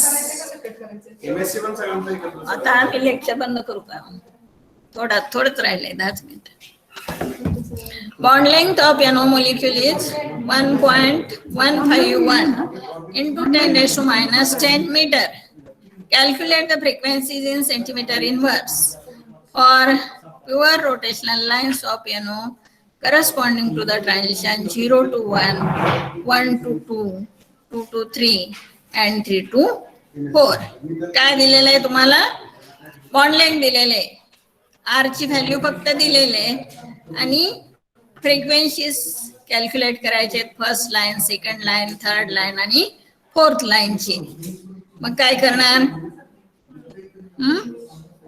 स्पेक्ट्रामध्ये तुम्ही पाहिलेलं आहे, first line is obtain at transition 0 to 1 transition झालं. फर्स्ट लाईन जी स्पेक्ट्रामध्ये मिळाली that is 2B bar. 2B बारला पहिली लाईन मिळते, दुसरी लाईन 4B बार, 6B बार आणि 8B बारला. मग काय करणार? इथं दिलेलं आहे त्याच्यावरनं काय काढायचं? बी बार बरोबर तुम्हाला इक्वेशन माहित आहे. बी बार बरोबर काय आहे? H divided by 8 pi square I into c. H हा प्लँक्स कॉन्स्टंट आहे, त्याची व्हॅल्यू पुट करायची. पायची व्हॅल्यू पुट करा. I is the moment of inertia and C is the velocity of light. Moment of inertia तुम्ही काढू शकता. Equation माहित आहे मोमेंट ऑफ इनर्शिया साठी. काय इक्वेशन आहे? Mu into R square. Mu आता आपण अगोदरच्या एक्झाम्पल मध्ये म्यू कॅल्क्युलेट केलेला आहे. मासेस घ्यायचे, नायट्रोजनचं मास, ऑक्सिजनचं M1 M2 divided by M1 plus M2. आता इथं ऍटम्स ने मी रिप्रेझेंट केलेलं आहे M into M O divided by M plus MO into 1/Avogadro's number. आता मोलचं मोलिक्युलचं आपल्याला काढायचंय म्हणून अवॅगाड्रो नंबरने आपण काय केलं? इथं डिवाइड केलं. नायट्रोजनचं मास माहित आहे तुम्हाला, ऑक्सिजनचं माहित आहे. M1 प्लस M2 करा इंटू N. अवॅगाड्रो नंबरची व्हॅल्यू 6.023 इंटू 10⁻23. आणि मग हे कॅल्क्युलेट केल्यानंतर तुम्हाला रिड्यूस मास मिळेल मोलिक्युलचं. रिड्यूस मास मिळाल्यानंतर मग moment of inertia I calculate करा. I is equal to mu into R square. आपण अगोदरच्या प्रॉब्लेम मध्ये सॉल्व्ह केलेलं आहे. I is equal to mu into R square. Mu तुम्ही कॅल्क्युलेट केला, आर तुम्हाला दिलेला आहे, आर ची व्हॅल्यू दिलेली आहे, बॉन्ड लेंथ दिलेला आहे, त्याचा स्क्वेअर घ्यायचा आणि त्यावरनं मोमेंट ऑफ इनर्शिया कॅल्क्युलेट करायची. येईल का करता? हे कॅल्क्युलेशन करता येईल का? काय सांगितलं मी? दिलेले आहे फक्त बॉन्ड लेंथ तुम्हाला. त्यावरनं काय कॅल्क्युलेट करायचंय? Moment of inertia I calculate करायचे. I is equal to mu into R square. Mu calculate करायचा म्हणजे नायट्रोजनचं मास, ऑक्सिजनचं मास माहित आहे, नंतर ॲव्होगाड्रो नंबरची व्हॅल्यू माहित आहे, त्यावरून म्यू कॅल्क्युलेट करा. आर तुम्हाला दिलेला आहे, त्याचा स्क्वेअर घ्या, त्यावरून तुम्हाला आय मिळेल. मग आय साठी इक्वेशन रिअरेंज करा. बी बारचं, B bar is equal to h divided by 8 pi square I into C. I ची व्हॅल्यू पुट करा, सी माहित आहे, पाय ची व्हॅल्यू माहित आहे, एच प्लँक्स कॉन्स्टंटची व्हॅल्यू माहित आहे, त्यावरून तुम्हाला बी बार मिळेल. आणि एकदा तुम्ही बी बार काढला की मग 0 to 1 ट्रान्झिशन झालं तर जी फ्रिक्वेन्सी मिळते स्पेक्ट्रल लाईनची किंवा जी लाईन मिळते ती 2B बारला मिळते. म्हणजे बी कॅल्क्युलेट केल्यानंतर पहिल्या लाईनची जर फ्रिक्वेन्सी 0 to 1 ट्रान्झिशन साठी काढायची असेल तर ती 2B बार असेल. 1 to 2 असेल दॅट इज 4B बार. नंतर 2 to 3 6B bar and 3 to 4 8B बार. करता येईल कॅल्क्युलेशन हे? श्रेया आयरेकर कॅल्क्युलेट करून आणायचे, पुढच्या लेक्चरला बघणार आहे मी. हा ठीक आहे. अजून एक एक्झाम्पल लिहून घ्या तुम्ही प्रॉब्लेम. हा good. Next the first line J is equal to 0 in the rotational spectra of carbon monoxide appears at nu bar is equal to 3.84235 centimeter inverse. पहिल्या लाईनची फ्रिक्वेन्सी दिलेली आहे. The first line J is equal to 0 in the rotational spectra of carbon monoxide appears at nu bar is equal to frequency दिलेली आहे 3.84235 centimetre inverse. Wave number मध्ये frequency दिलेले. Calculate rotational constant, moment of inertia, bond length and energy difference from J is equal to 0 to J is equal to 1. काय काय calculate करायचंय तुम्हाला? Rotational constant म्हणजे B bar calculate करायचंय, moment of inertia I calculate करायची आहे, bond length म्हणजे R ची व्हॅल्यू कॅल्क्युलेट करायची आहे आणि energy difference delta E calculate करायचं आहे. तर न्यू बार तुम्हाला दिलेलं आहे. म्हणजे इक्वल टू 0 to 1 ट्रान्झिशन झालं त्यावेळी जी लाईन मिळाली स्पेक्ट्रामध्ये त्या स्पेक्ट्रल लाईनची फ्रिक्वेन्सी तुम्हाला दिली. म्हणजे ती फ्रिक्वेन्सी कितीला मिळेल? 2B बारला. पहिली लाईन किती? मग 2B bar is equal to this value. पहिल्या लाईनची फ्रिक्वेन्सी तुम्हाला दिलेली आहे 2B bar is equal to 3.84235 ही व्हॅल्यू दिलेली आहे. त्यावरून काय काढू शकता तुम्ही? Nu bar divided by 2. 2B bar बरोबर एवढी व्हॅल्यू असेल तर त्याला 2 ने डिवाइड करायचं. We got the value of B bar. B bar ची व्हॅल्यू मिळाली इथं 1.9218 सेंटीमीटर इनवर्स. ही व्हॅल्यू बी बार ची मिळाली. आणि मग बी बार मिळाल्यानंतर मोमेंट ऑफ इनर्शिया आपण इझिली कॅल्क्युलेट करू शकतो. Moment of inertia I is equal to h divided by 8 pi square B bar into c. याच्या प्लँक्स कॉन्स्टंट आहे. बी बार ची व्हॅल्यू तुम्ही इथं ऑप्टेन केलेले आहे, ज्या फ्रिक्वेन्सी दिलेले आहे त्याला 2 ने डिवाइड केलं त्यावरून तुम्हाला बी बार ची व्हॅल्यू मिळाली. बी बार ची व्हॅल्यू इथं पुट करायची. वेलोसिटी ऑफ लाईट सी ची व्हॅल्यू कॉन्स्टंट आहे, प्लँक्स कॉन्स्टंट पण कॉन्स्टंट आहे, नाही पाय ची व्हॅल्यू कॉन्स्टंट आहे, त्या व्हॅल्यू इथं पुट करा आणि यावरून मग moment of inertia that is 1.4567 into 10 raised to minus 46 kilogram metre square. हे समजलं. मोमेंट ऑफ इनर्शिया हे तुम्ही कॅल्क्युलेट करायचे. हे ऑफ इनर्शिया मिळाली. आणखी काय आपल्याला डिटरमाइन करायचे तर बॉन्ड लेंथ डिटरमाइन करायचे. मग बॉन्ड लेंथ आणि मोमेंट ऑफ इनर्शिया मध्ये काय रिलेशन आहे? कशी बॉन्ड लेंथ डिटरमाइन करणार? Moment of inertia I is equal to काय इक्वेशन आहे Bhise Sayali? I is equal to Bhise Sayali बोला.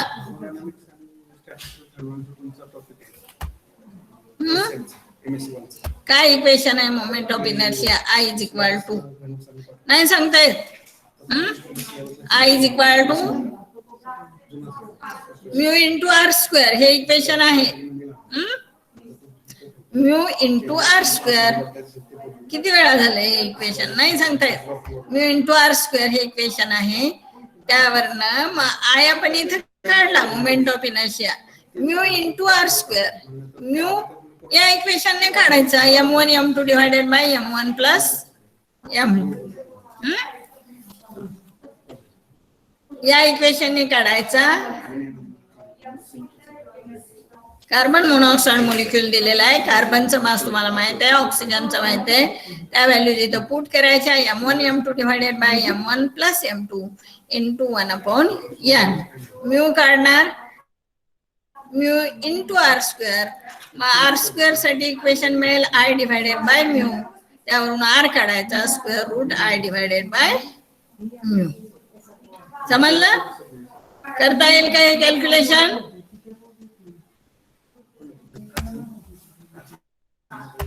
येईल का नाही करता येणार बोला बोला काहीतरी हा मग पुढच्या वेळी सोडवून आणायचे दोन्ही प्रॉब्लेम दिलेले वहीत लिहून घेतलेत ना सर्वांनी प्रॉब्लेम्स बघणार आहे मी ठीक आहे then we should leave here आपला टाइम संपलेला आहे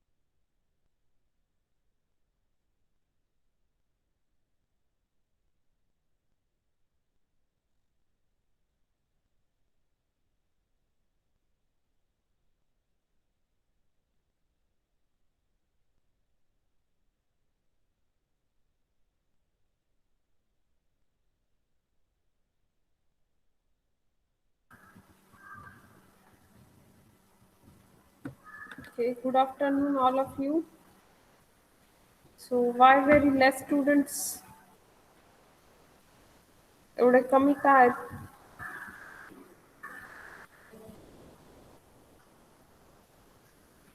हॅलो, आवाज येतोय का माझा?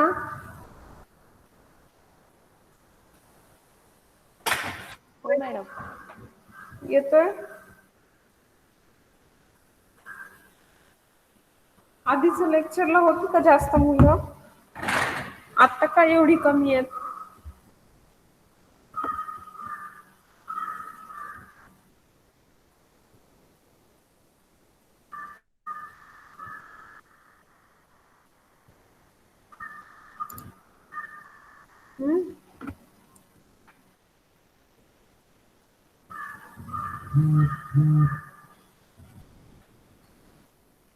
काल सांगितलं होतं ना आज आपल्याला ग्रुप डिस्कशन करायचंय. वाचलंय का? जे आहे तिथे त्यांनी वाचलंय की काही?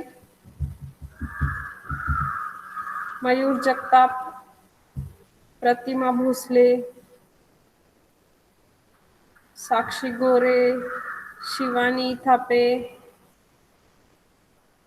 वाचलंय का काही?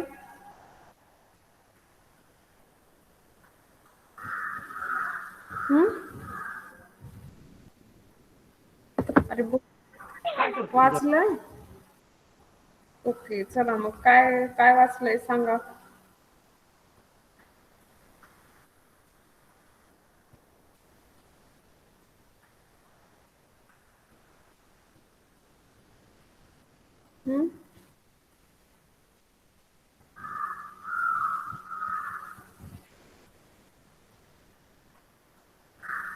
काय काय वाचलं सांगा. चला डिस्कशन करायचं ना आपल्याला.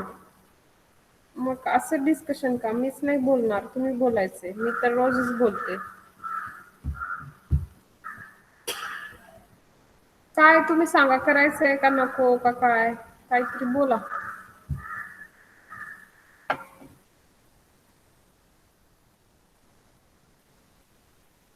अरे काहीतरी बोला. की नको मॅडम डिस्कशन, तुम्ही तुमचं काय घ्यायचं ते घ्या. काय डिस्कशन करायचंय?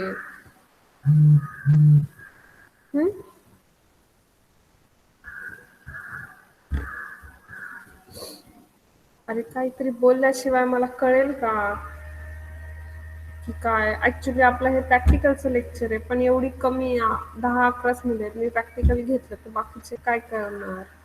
सो बाकीच्यांना मेसेज द्या की पुढच्या आठवड्यात आपण प्रॅक्टिकल घेणार आहोत. सो सो आता आपण घेऊया, काहीतरी डिस्कशन घेऊया ना. बोला कोणीतरी. स्लाइड शेअर करू का? मग बोलाल का? तर बोलायला नकोय मॅडम आम्हाला काही, तुम्ही फक्त बोला, आम्ही ऐकतो, असं काही आहे का? तुम्ही ऍक्टिव्ह पार्टिसिपेशन केलं तर मला पण बरं वाटेल.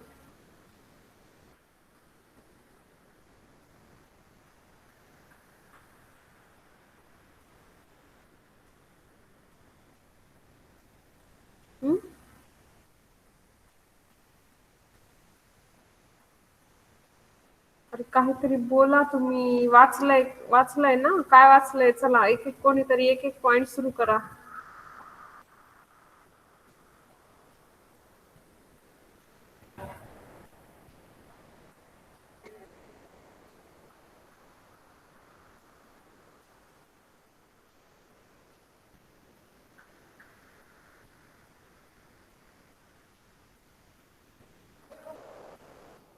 काय काय काय वाचलंय चला सांगा. प्रॉपर्टीज वाचल्या का?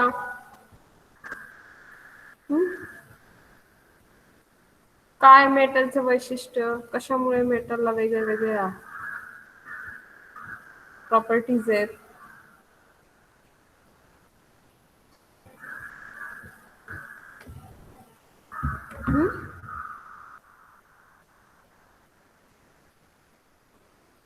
कशामुळे आहेत सांगा.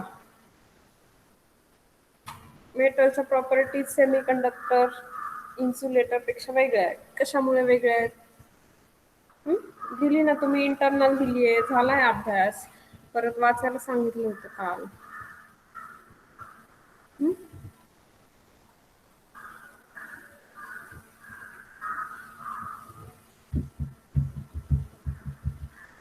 सांगितलं होतं ना वाचायला. वाचलं का मग? वाचलंय. सो चला सांगा कशामुळे. मयुरी कनसे, शिवानी थापे, बोला. तुम्ही बोलत नाही. जर बोलले नाही याचा अर्थ तुम्ही लेक्चरला फक्त जॉईन करून ठेवले. मग मी लेक्चर मधनं रिमूव्ह करून टाकू तुम्ही जर बोलले नाही तर. म्हणजे तुम्ही लेक्चर फक्त चालू करून ठेवलंय आणि काही लक्ष नाहीये तुमचं लेक्चरकडे. आम्ही आपली उगीच बडबड करायची. बरोबर आहे ना?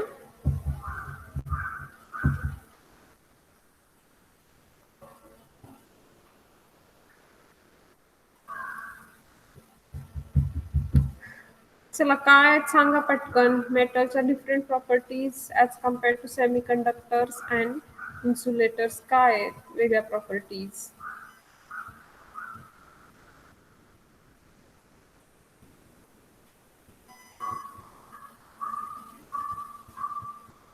सांगा लवकर.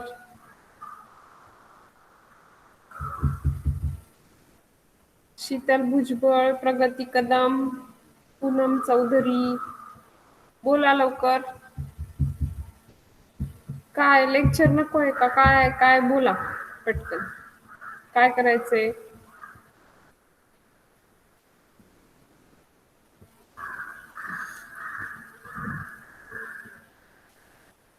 काय करायचंय बोला पटकन.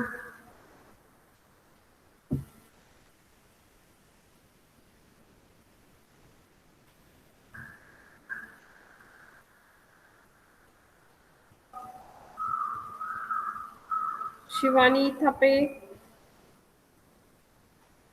Yes ma'am.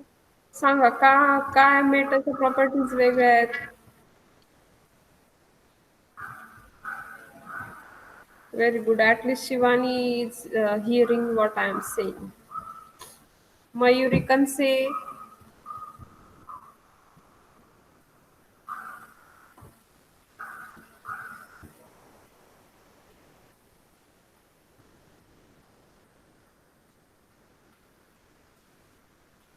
आपलं हे प्रॅक्टिकलचं लेक्चर आहे. नेक्स्ट वीक पासून आपण लॅबमध्ये प्रॅक्टिकल्स घेणार आहोत. सो आपल्याला त्याच्याबद्दल पण डिस्कशन करायचंय. पण ॲज आय सेड येस्टरडे आपल्याला याच्यावरती पण डिस्कशन करायचं होतं. सो तुम्हाला वाचायला सांगितलं होतं.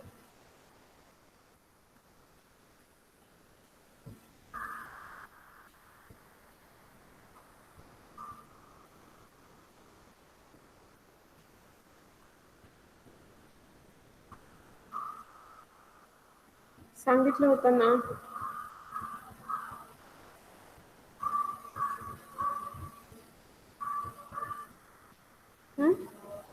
काय आपला प्रॅक्टिकलचा सिलेबस आठवतोय का? चला जाऊ दे. प्रॅक्टिकलच्या सिलेबसकडे जाऊ. थोडंसं रिवाइज करू आणि मग आपल्याला कुठले कुठले प्रॅक्टिकल आता घ्यायचे आपण.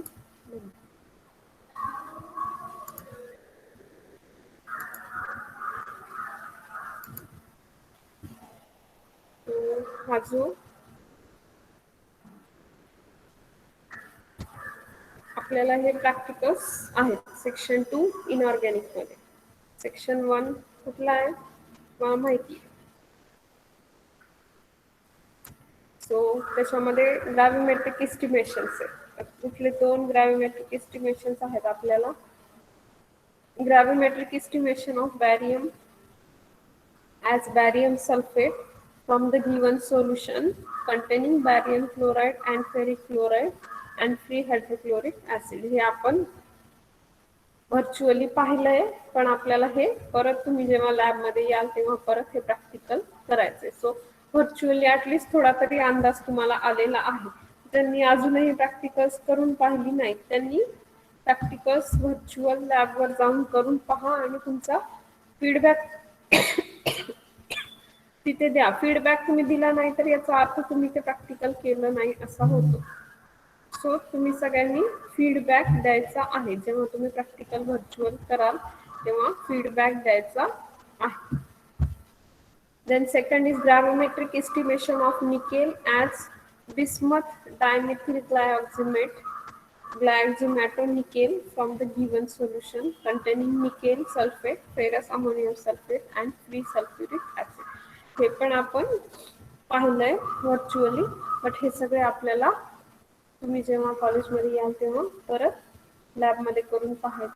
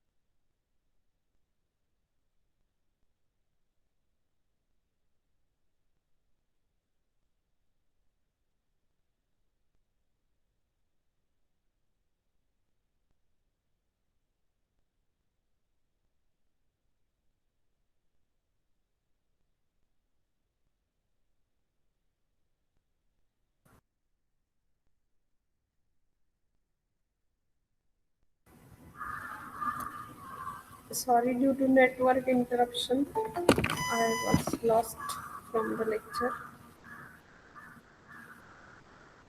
So कुठे होतो आपण? Inorganic preparations. की इनऑर्गॅनिक प्रिपरेशन्स का बघायची आहेत आपल्याला? काय वाटतं तुम्हाला, का शिकायची आहेत आपल्याला इनऑर्गॅनिक मध्ये प्रिपरेशन्स? जसं ग्रॅव्हिमेट्रिक अनालिसिस आपण शिकलो. का शिकायचं ग्रॅव्हिमेट्रिक अनालिसिस आणि प्रिपरेशन्स? चला बोला. पूजा बाबर बोला. पूनम चौधरी, मनीषा हिरावे, बोला लवकर. पूजा बाबर,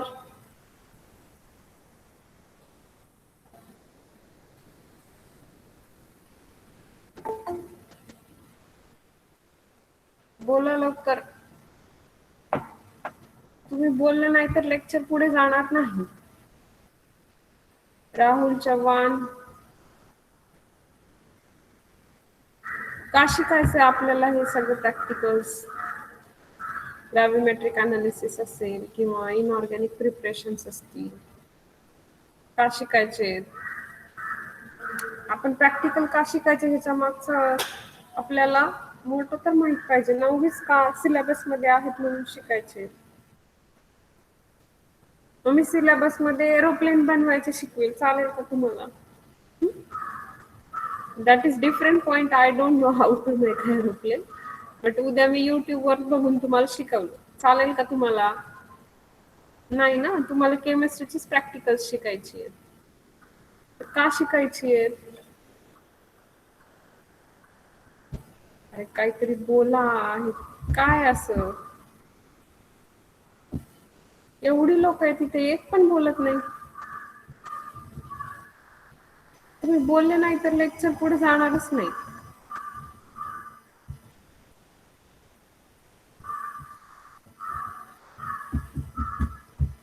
बोला लवकर. का शिकायचंय आपल्याला ग्रॅव्हिमेट्रिक अनालिसिस? का शिकायचंय आपल्याला इनऑर्गॅनिक प्रिपरेशन्स? त्याच्या मागचं कारण तरी माहित पाहिजे ना आपल्याला. उगीचच मॅडम शिकवत आहेत म्हणून शिकायचंय का? मॅडमला काही काम नाही का शिकवायचं सोडून? मॅडमचा वेळ जात नाही म्हणून शिकवतात का मॅडम तुम्हाला? सायली भिसे, बोला लवकर. आता जे बोलणार नाही मी त्यांना रिमूव्ह करणार आहे मीटिंग मधून. बघा, नाव घेऊन मी ज्यांचं बोलते त्यांनी जर बोललं नाही तर मी मीटिंग मधून रिमूव्ह करणार. पूजा Babar,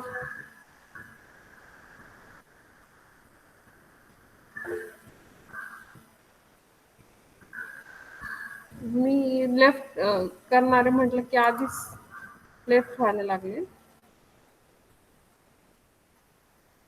Puja Babar, very good. Gravimetric analysis was used to determine the atomic masses of elements. It's not fully correct, but yeah, it's what you want to say.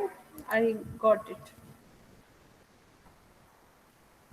की तिथे काहीतरी आपल्याला काय करायचंय? आपण मी मागच्या वर्षी शिकला आहे थिअरीमध्ये ग्रॅव्हिमेट्रिक अनालिसिस, राईट? शिकला आहे ना मागच्या वर्षी ग्रॅव्हिमेट्रिक अनालिसिस थिअरीमध्ये. तर काय करतो त्याच्यामध्ये?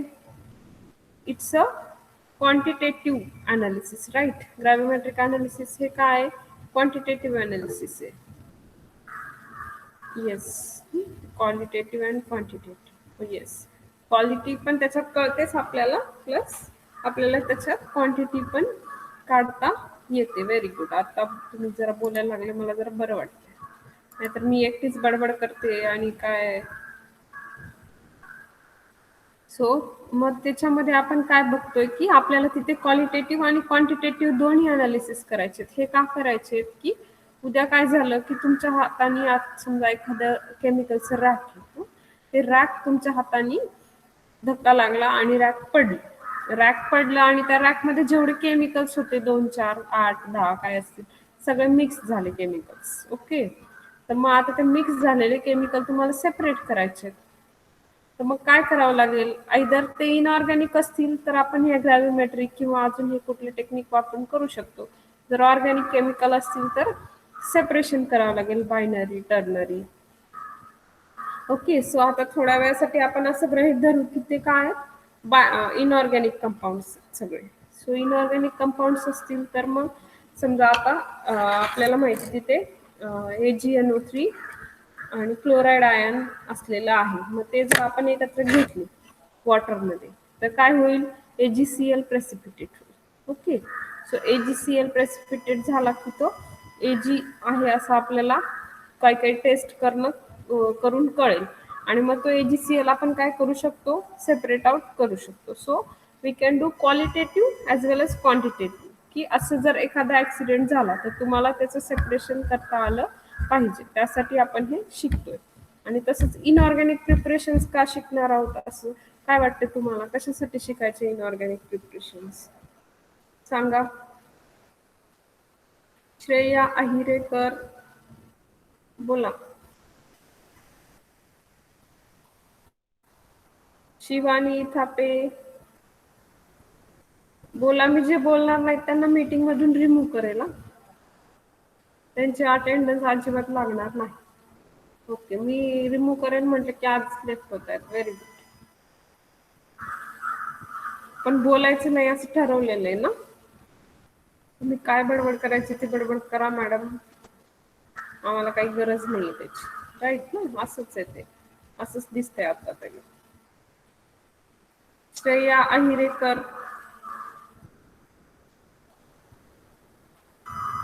Yes ma'am. का शिकायचे काय वाटतंय इनऑर्गॅनिक प्रिपरेशन्स. माहित नसेल तर नाही माहित नाही म्हणा मॅडम, आता तुम्ही सांगा. असं तुम्ही चालेल, फक्त तुम्ही बोलावा एवढीच माझी इच्छा आहे. की तुम्ही प्रेझेंट आहात की नाही ते पण मला कळेल त्याच्यामुळे. Very good. श्रेया प्रेझेंट आहे म्हणजे ओके. श्रेयाला माहित नाही कदाचित. अजून कोणाला माहिती आहे. सोनाली जंगम, परीन गांधी, राहुल चव्हाण. मॅम क्लिनिंगसाठी. Okay okay. So will see more options. अजून कोण सांगताय का शिकायचे इनऑर्गॅनिक प्रिपरेशन्स. क्लिनिंग म्हणजे that's is like a one application you are saying, right. Okay. तो तू एक ऍप्लिकेशन सांगितलं म्हणजे ते कंपाऊंड्स बनवून काय करू शकतो आपण, ते वेगवेगळ्या ऍप्लिकेशन साठी वापरू शकतो. या राईट. सो एक क्लिनिंग सांगितलं. दुसरं एखादं काय म्हणेल की मी एखादी ऑर्गॅनिक रिॲक्शन्स कॅरी आउट करू शकतो. तिसरा म्हणेल मी वॉटर प्युरिफायर साठी वापरेल.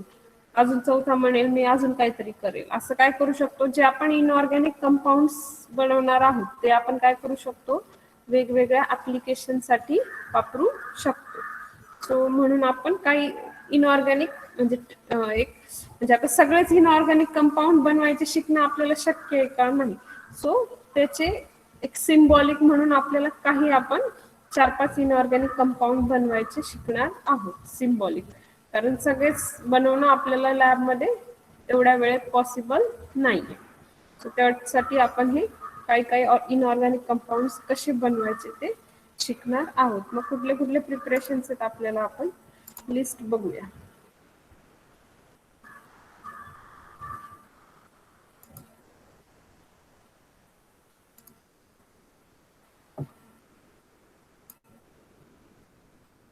सो मग ह्या लिस्टमध्ये जर आपण बघितलं तर preparation of sodium cuprous thiosulphate किती असेल हे, याच्यामध्ये oxidation state of sodium and copper काय असेल सांगा बरं, अंदाज लावा काय असेल.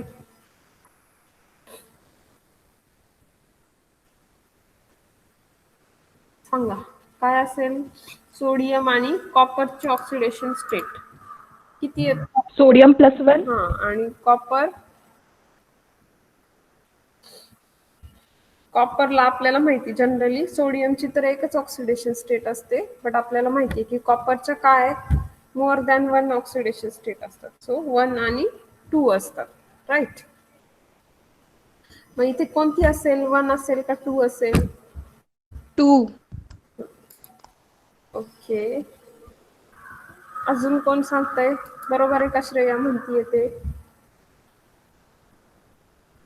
अश्विनी कनसे बोला.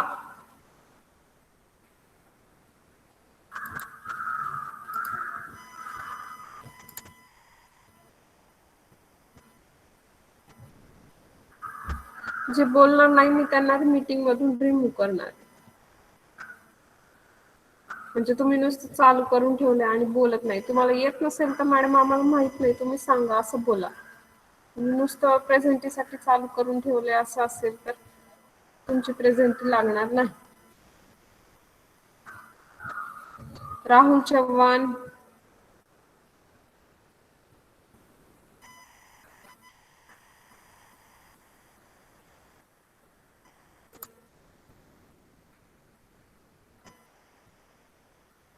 प्रगती कदम,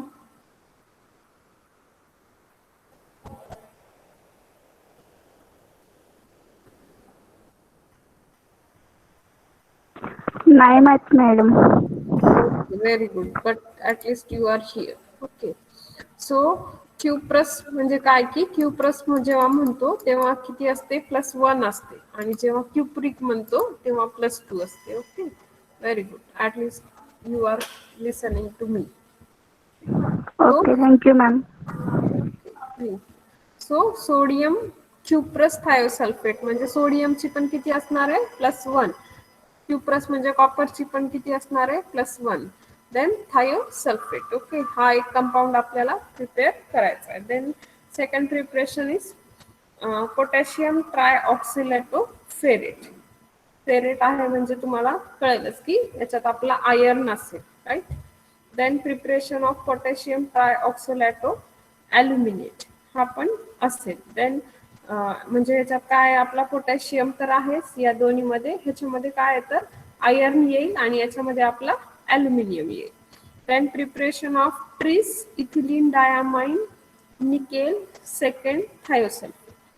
सो हा एक जो कॉम्प्लेक्स आहे तो आपण बनवणार आहोत ज्याच्यामध्ये निकेल आपला मेटल असेल. देन प्रिपरेशन ऑफ बिस इथिलीन डायामाइन कॉपर थायोसल्फेट हा एक आपला प्रिपरेशन आपल्याला पाहायचं. ओके, आणि मग काय करायचं त्यांची आपण जे काही आता समजा इथे कंपाऊंड बनवलेत याची जर आपल्याला प्युरिटी चेक करायची. आता मी हे बनवलंय सोडियम क्युप्रस थायोसल्फेट, बट मला माहित नाही तो किती प्युअर आहे. सो मी त्याची काय करू शकते? प्युरिटी चेक करू शकते. सो मग आपण टायट्रिमेट्रिक इस्टिमेशनने काय करू शकतो? त्या कंपाऊंडची प्युरिटी चेक करू शकतो. तो determination of percentage purity of ferrous ammonium sulphate आणि purity of nickel complexometrically using mercury oxide indicator हे दोन प्रिपरेशन पण आपल्याला इस्टिमेशन आपल्याला बघायचे आहे, ज्याच्यातून आपल्याला तो दिलेला गिवन कंपाऊंड म्हणजे आयदर तुम्ही बनवलेले असतील किंवा आम्ही दिलेला असेल, कुठलेही जर असतील तर त्याच्यातले आपल्याला ते किती पर्सेंट प्युअर आहेत हे आपल्याला इझिली काढता येईल. सो ते पण कसं करायचं आपण शिकणार आहोत. So these are the learning objective and outcomes. So मग आपण हे जे काही रेफरन्स बुक्स आहेत आता तुम्हाला आय नो अवेलेबल नसतील, पण जर कोणाला अवेलेबल झाले तर तोपर्यंत वाचा. मॅम, येस, ते व्हर्च्युअल लॅबला ॲनिमेशन प्रॅक्टिकल ओपनच होत नाही. तुम्ही तर पफिन ब्राउझर मधून लॉग इन केलं होतं का? मोबाईल वरनं करताना ते पफिन ब्राउझरने लॉग इन करायचं, हा केलेलं पण ओपनच होत नाही. कारण तो फ्लॅश ॲनिमेशनलाच फाईल. फक्त प्रॉब्लेम येतोय, बाकी सगळं ओपन होतंय, फक्त ॲनिमेशन प्रॅक्टिकलला प्रॉब्लेम येतोय. ओके, तू नंतर मला पर्सनली मेसेज कर, आपण बघूया काय होतंय ते. चालेल, ओके. सो मग आपण एक इनऑर्गॅनिक प्रिपरेशन बघूया त्याची प्रोसिजर. तुम्हाला दिसतीये का वर्ड फाईल एक?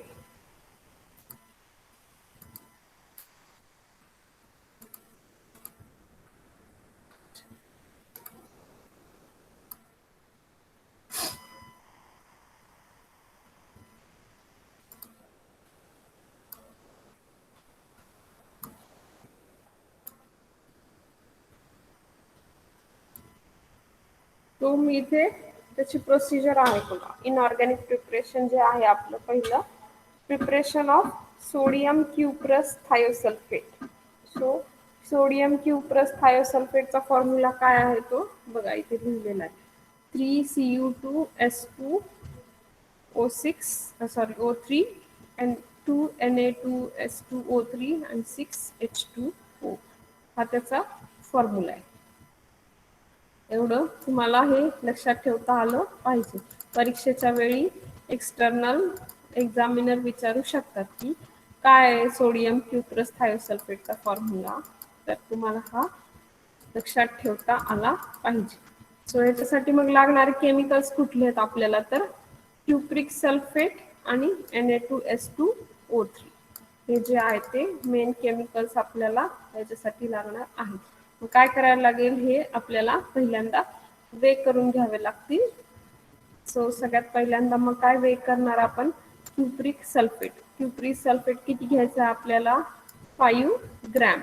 जर ग्रॅमचं किलोग्रॅम मध्ये लिहिताना आपण काय करतो मग 10⁻³ सो 5 × 10⁻³ kg. सो 5 ग्रॅम आपण काय घेतला, क्युप्रिक सल्फेट घेतला आणि तो काय करणार आहे 30 ml डिस्टिल वॉटरमध्ये डिझॉल्व्ह करणार. तो घ्यायचा आणि 30 ml डिस्टिल वॉटरमध्ये तो काय करायचा, डिझॉल्व्ह करायचा. ओके, मग आपलं हे एक सोल्युशन तयार होईल. कशाचं, क्युप्रिक सल्फेटचं. ओके, त्याच्यामध्ये तुम्हाला सोल्युशन बनवताना कुठलेही कॅल्क्युलेशन करायचे नाहीये. डायरेक्टली आम्ही जे दिलंय तेवढा तुम्ही अमाऊंटमध्ये तुम्हाला घ्यायचं आहे आणि ते वे करून डायरेक्टली त्या ह्याच्यामध्ये डिझॉल्व्ह करायचे. सो तुम्हाला कुठलेही म्हणजे जे जनरली मोलार सोल्युशन वगैरे जे बनवायचे असतात तसं काहीही तुम्हाला इथे करायचं नाही. Then adjust dissolve. मग सेकंड आपल्याला केमिकल काय घ्यायचं आहे, सोडियम थायोसल्फेट. पहिल्यांदा आपण घेतला cupric sulphate. Then next chemical काय घ्यायचं आहे, सोडियम थायोसल्फेट. सो हा किती घ्यायचा, 9 ग्रॅम आणि हे 20 ml वॉटरमध्ये काय करायचं, डिझॉल्व्ह करायचं. हे दोन सोल्युशन आपण बनवले. सोडियम थायोसल्फेटचा एक बनवला आणि क्युप्रिक सल्फेटचा एक बनवला. So adjust the temperature of two solutions to 1313, that is a 40 degree Celsius. मग हे दोन्ही काय करायचे की याच्यामध्ये ॲडजस्ट टेम्परेचर किती ठेवायचं आहे आपल्याला, तर 313 ॲक्च्युली 40 डिग्री. जर तुम्ही उन्हाळ्यात जर हा एक्सपेरिमेंट केला तर टेम्परेचर मेंटेन करायची गरज आहे का, it will be almost 35 to 40 degree. But जर नसेल तर ते आपल्याला मेंटेन करायचे आणि हे दोन्ही सोल्युशन मग काय करायचे तर आपल्याला मिक्स करायचे, सोडियम थायोसल्फेट आणि copper sulphate. So with constant stirring हे काय करायचे, मिक्स करायचे. At 40 degree Celsius temperature maintain ठेवायचं. आणि मग हे झाल्यानंतर yellow crystals will appear in the beaker. मग हे येलो क्रिस्टल्स कशाचे येतील आपले, हा जो आपला कंपाऊंड आहे त्याचे येलो क्रिस्टल्स तिथे आपल्याला येतील. So filter the yellow crystals, wash the crystals with acetone. हे काय करायचे मग आपण आलेले क्रिस्टल फिल्टर करायचे आणि काही इम्प्युरिटीज असतील तर त्या ॲसिटोननी काय करायच्या, हळूहळू वॉश करायच्या. Then dry the crystals below 50 degree Celsius and त्याचं ड्राय झाल्यावर त्याचं वेट घ्यायचं. मग वेट काय असेल आपलं x ग्रॅम काहीतरी आलेलं असेल. मग याच्यावरनं आपल्याला ही थिरॉटिकल यील्ड आणि प्रॅक्टिकल यील्ड काढता येईल. नंतर आपलं वेट किती आहे त्याच्यावर. थेरॉटिकल यील्ड आणि प्रॅक्टिकल यील्ड म्हणजे काय माहिती आहे का तुम्हाला, माहिती आहे का थेरॉटिकल यील्ड आणि प्रॅक्टिकल यील्ड काय डिफरन्स आहे, काय डिफरन्स थेरॉटिकल यील्ड आणि प्रॅक्टिकल यील्ड.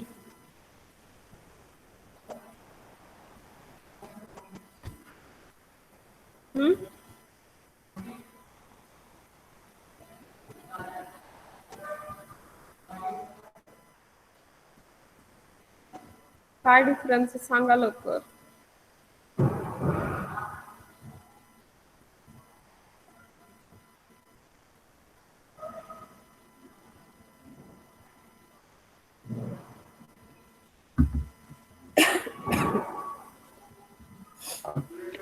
थेरॉटिकल यील्ड मध्ये त्यांनी ऑलरेडी किंमत दिलेली असते. थेरॉटिकल यील्ड म्हणजे काय करतो आपण, त्यांच्या मॉलिक्युलर वेट वरनं एक अझम्पशन कॅल्क्युलेशन करून काढतो की एवढं जर आपण घेतलं इक्विव्हॅलंट मोल तर एवढे इक्विव्हॅलंट मोल रिॲक्टंट घेतला तर एवढे इक्विव्हॅलंट मोल प्रॉडक्ट यायला पाहिजे, राईट.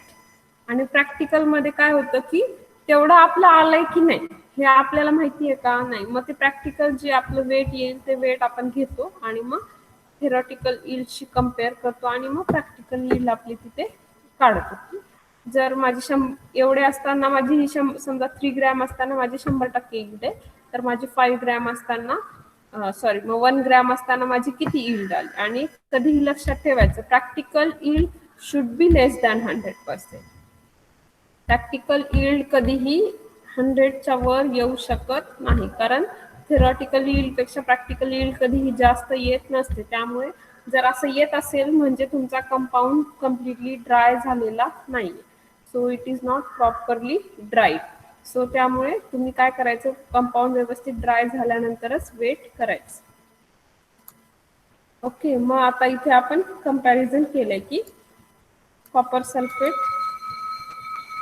अँड दिस घेतलाय, हा जो आपला फायनल प्रोडक्ट आहे हा प्रिकर्सर कन्सिडर करून हा आपण काय केला, आपला फायनल प्रोडक्ट कन्सिडर केला. मग हे 6 असताना हा 3 येईल, कारण इथे आपल्याला कॉपर 6 पाहिजे. मग इथे कधी कॉपर 6 होतील, हे 3 आणि हे 2. म्हणून मग हे आपण कम्पेअर केलं म्हणजे मग हे 6 मोल असताना हे 3 मोल येईल. मग ह्याचे पण सगळ्यांचे मॉलिक्युलर वेट्स घेतले, ह्याचं पहिल्यांदा घेतलं, मग ह्याचं घेतलं, मग ह्याचं घेतलं. सो आणि ह्याला 6 मी याच्या वेटला मल्टिप्लाय केलं, हे किती आलं 1497.24 आणि याची सगळ्यांची टोटल किती आली 1141.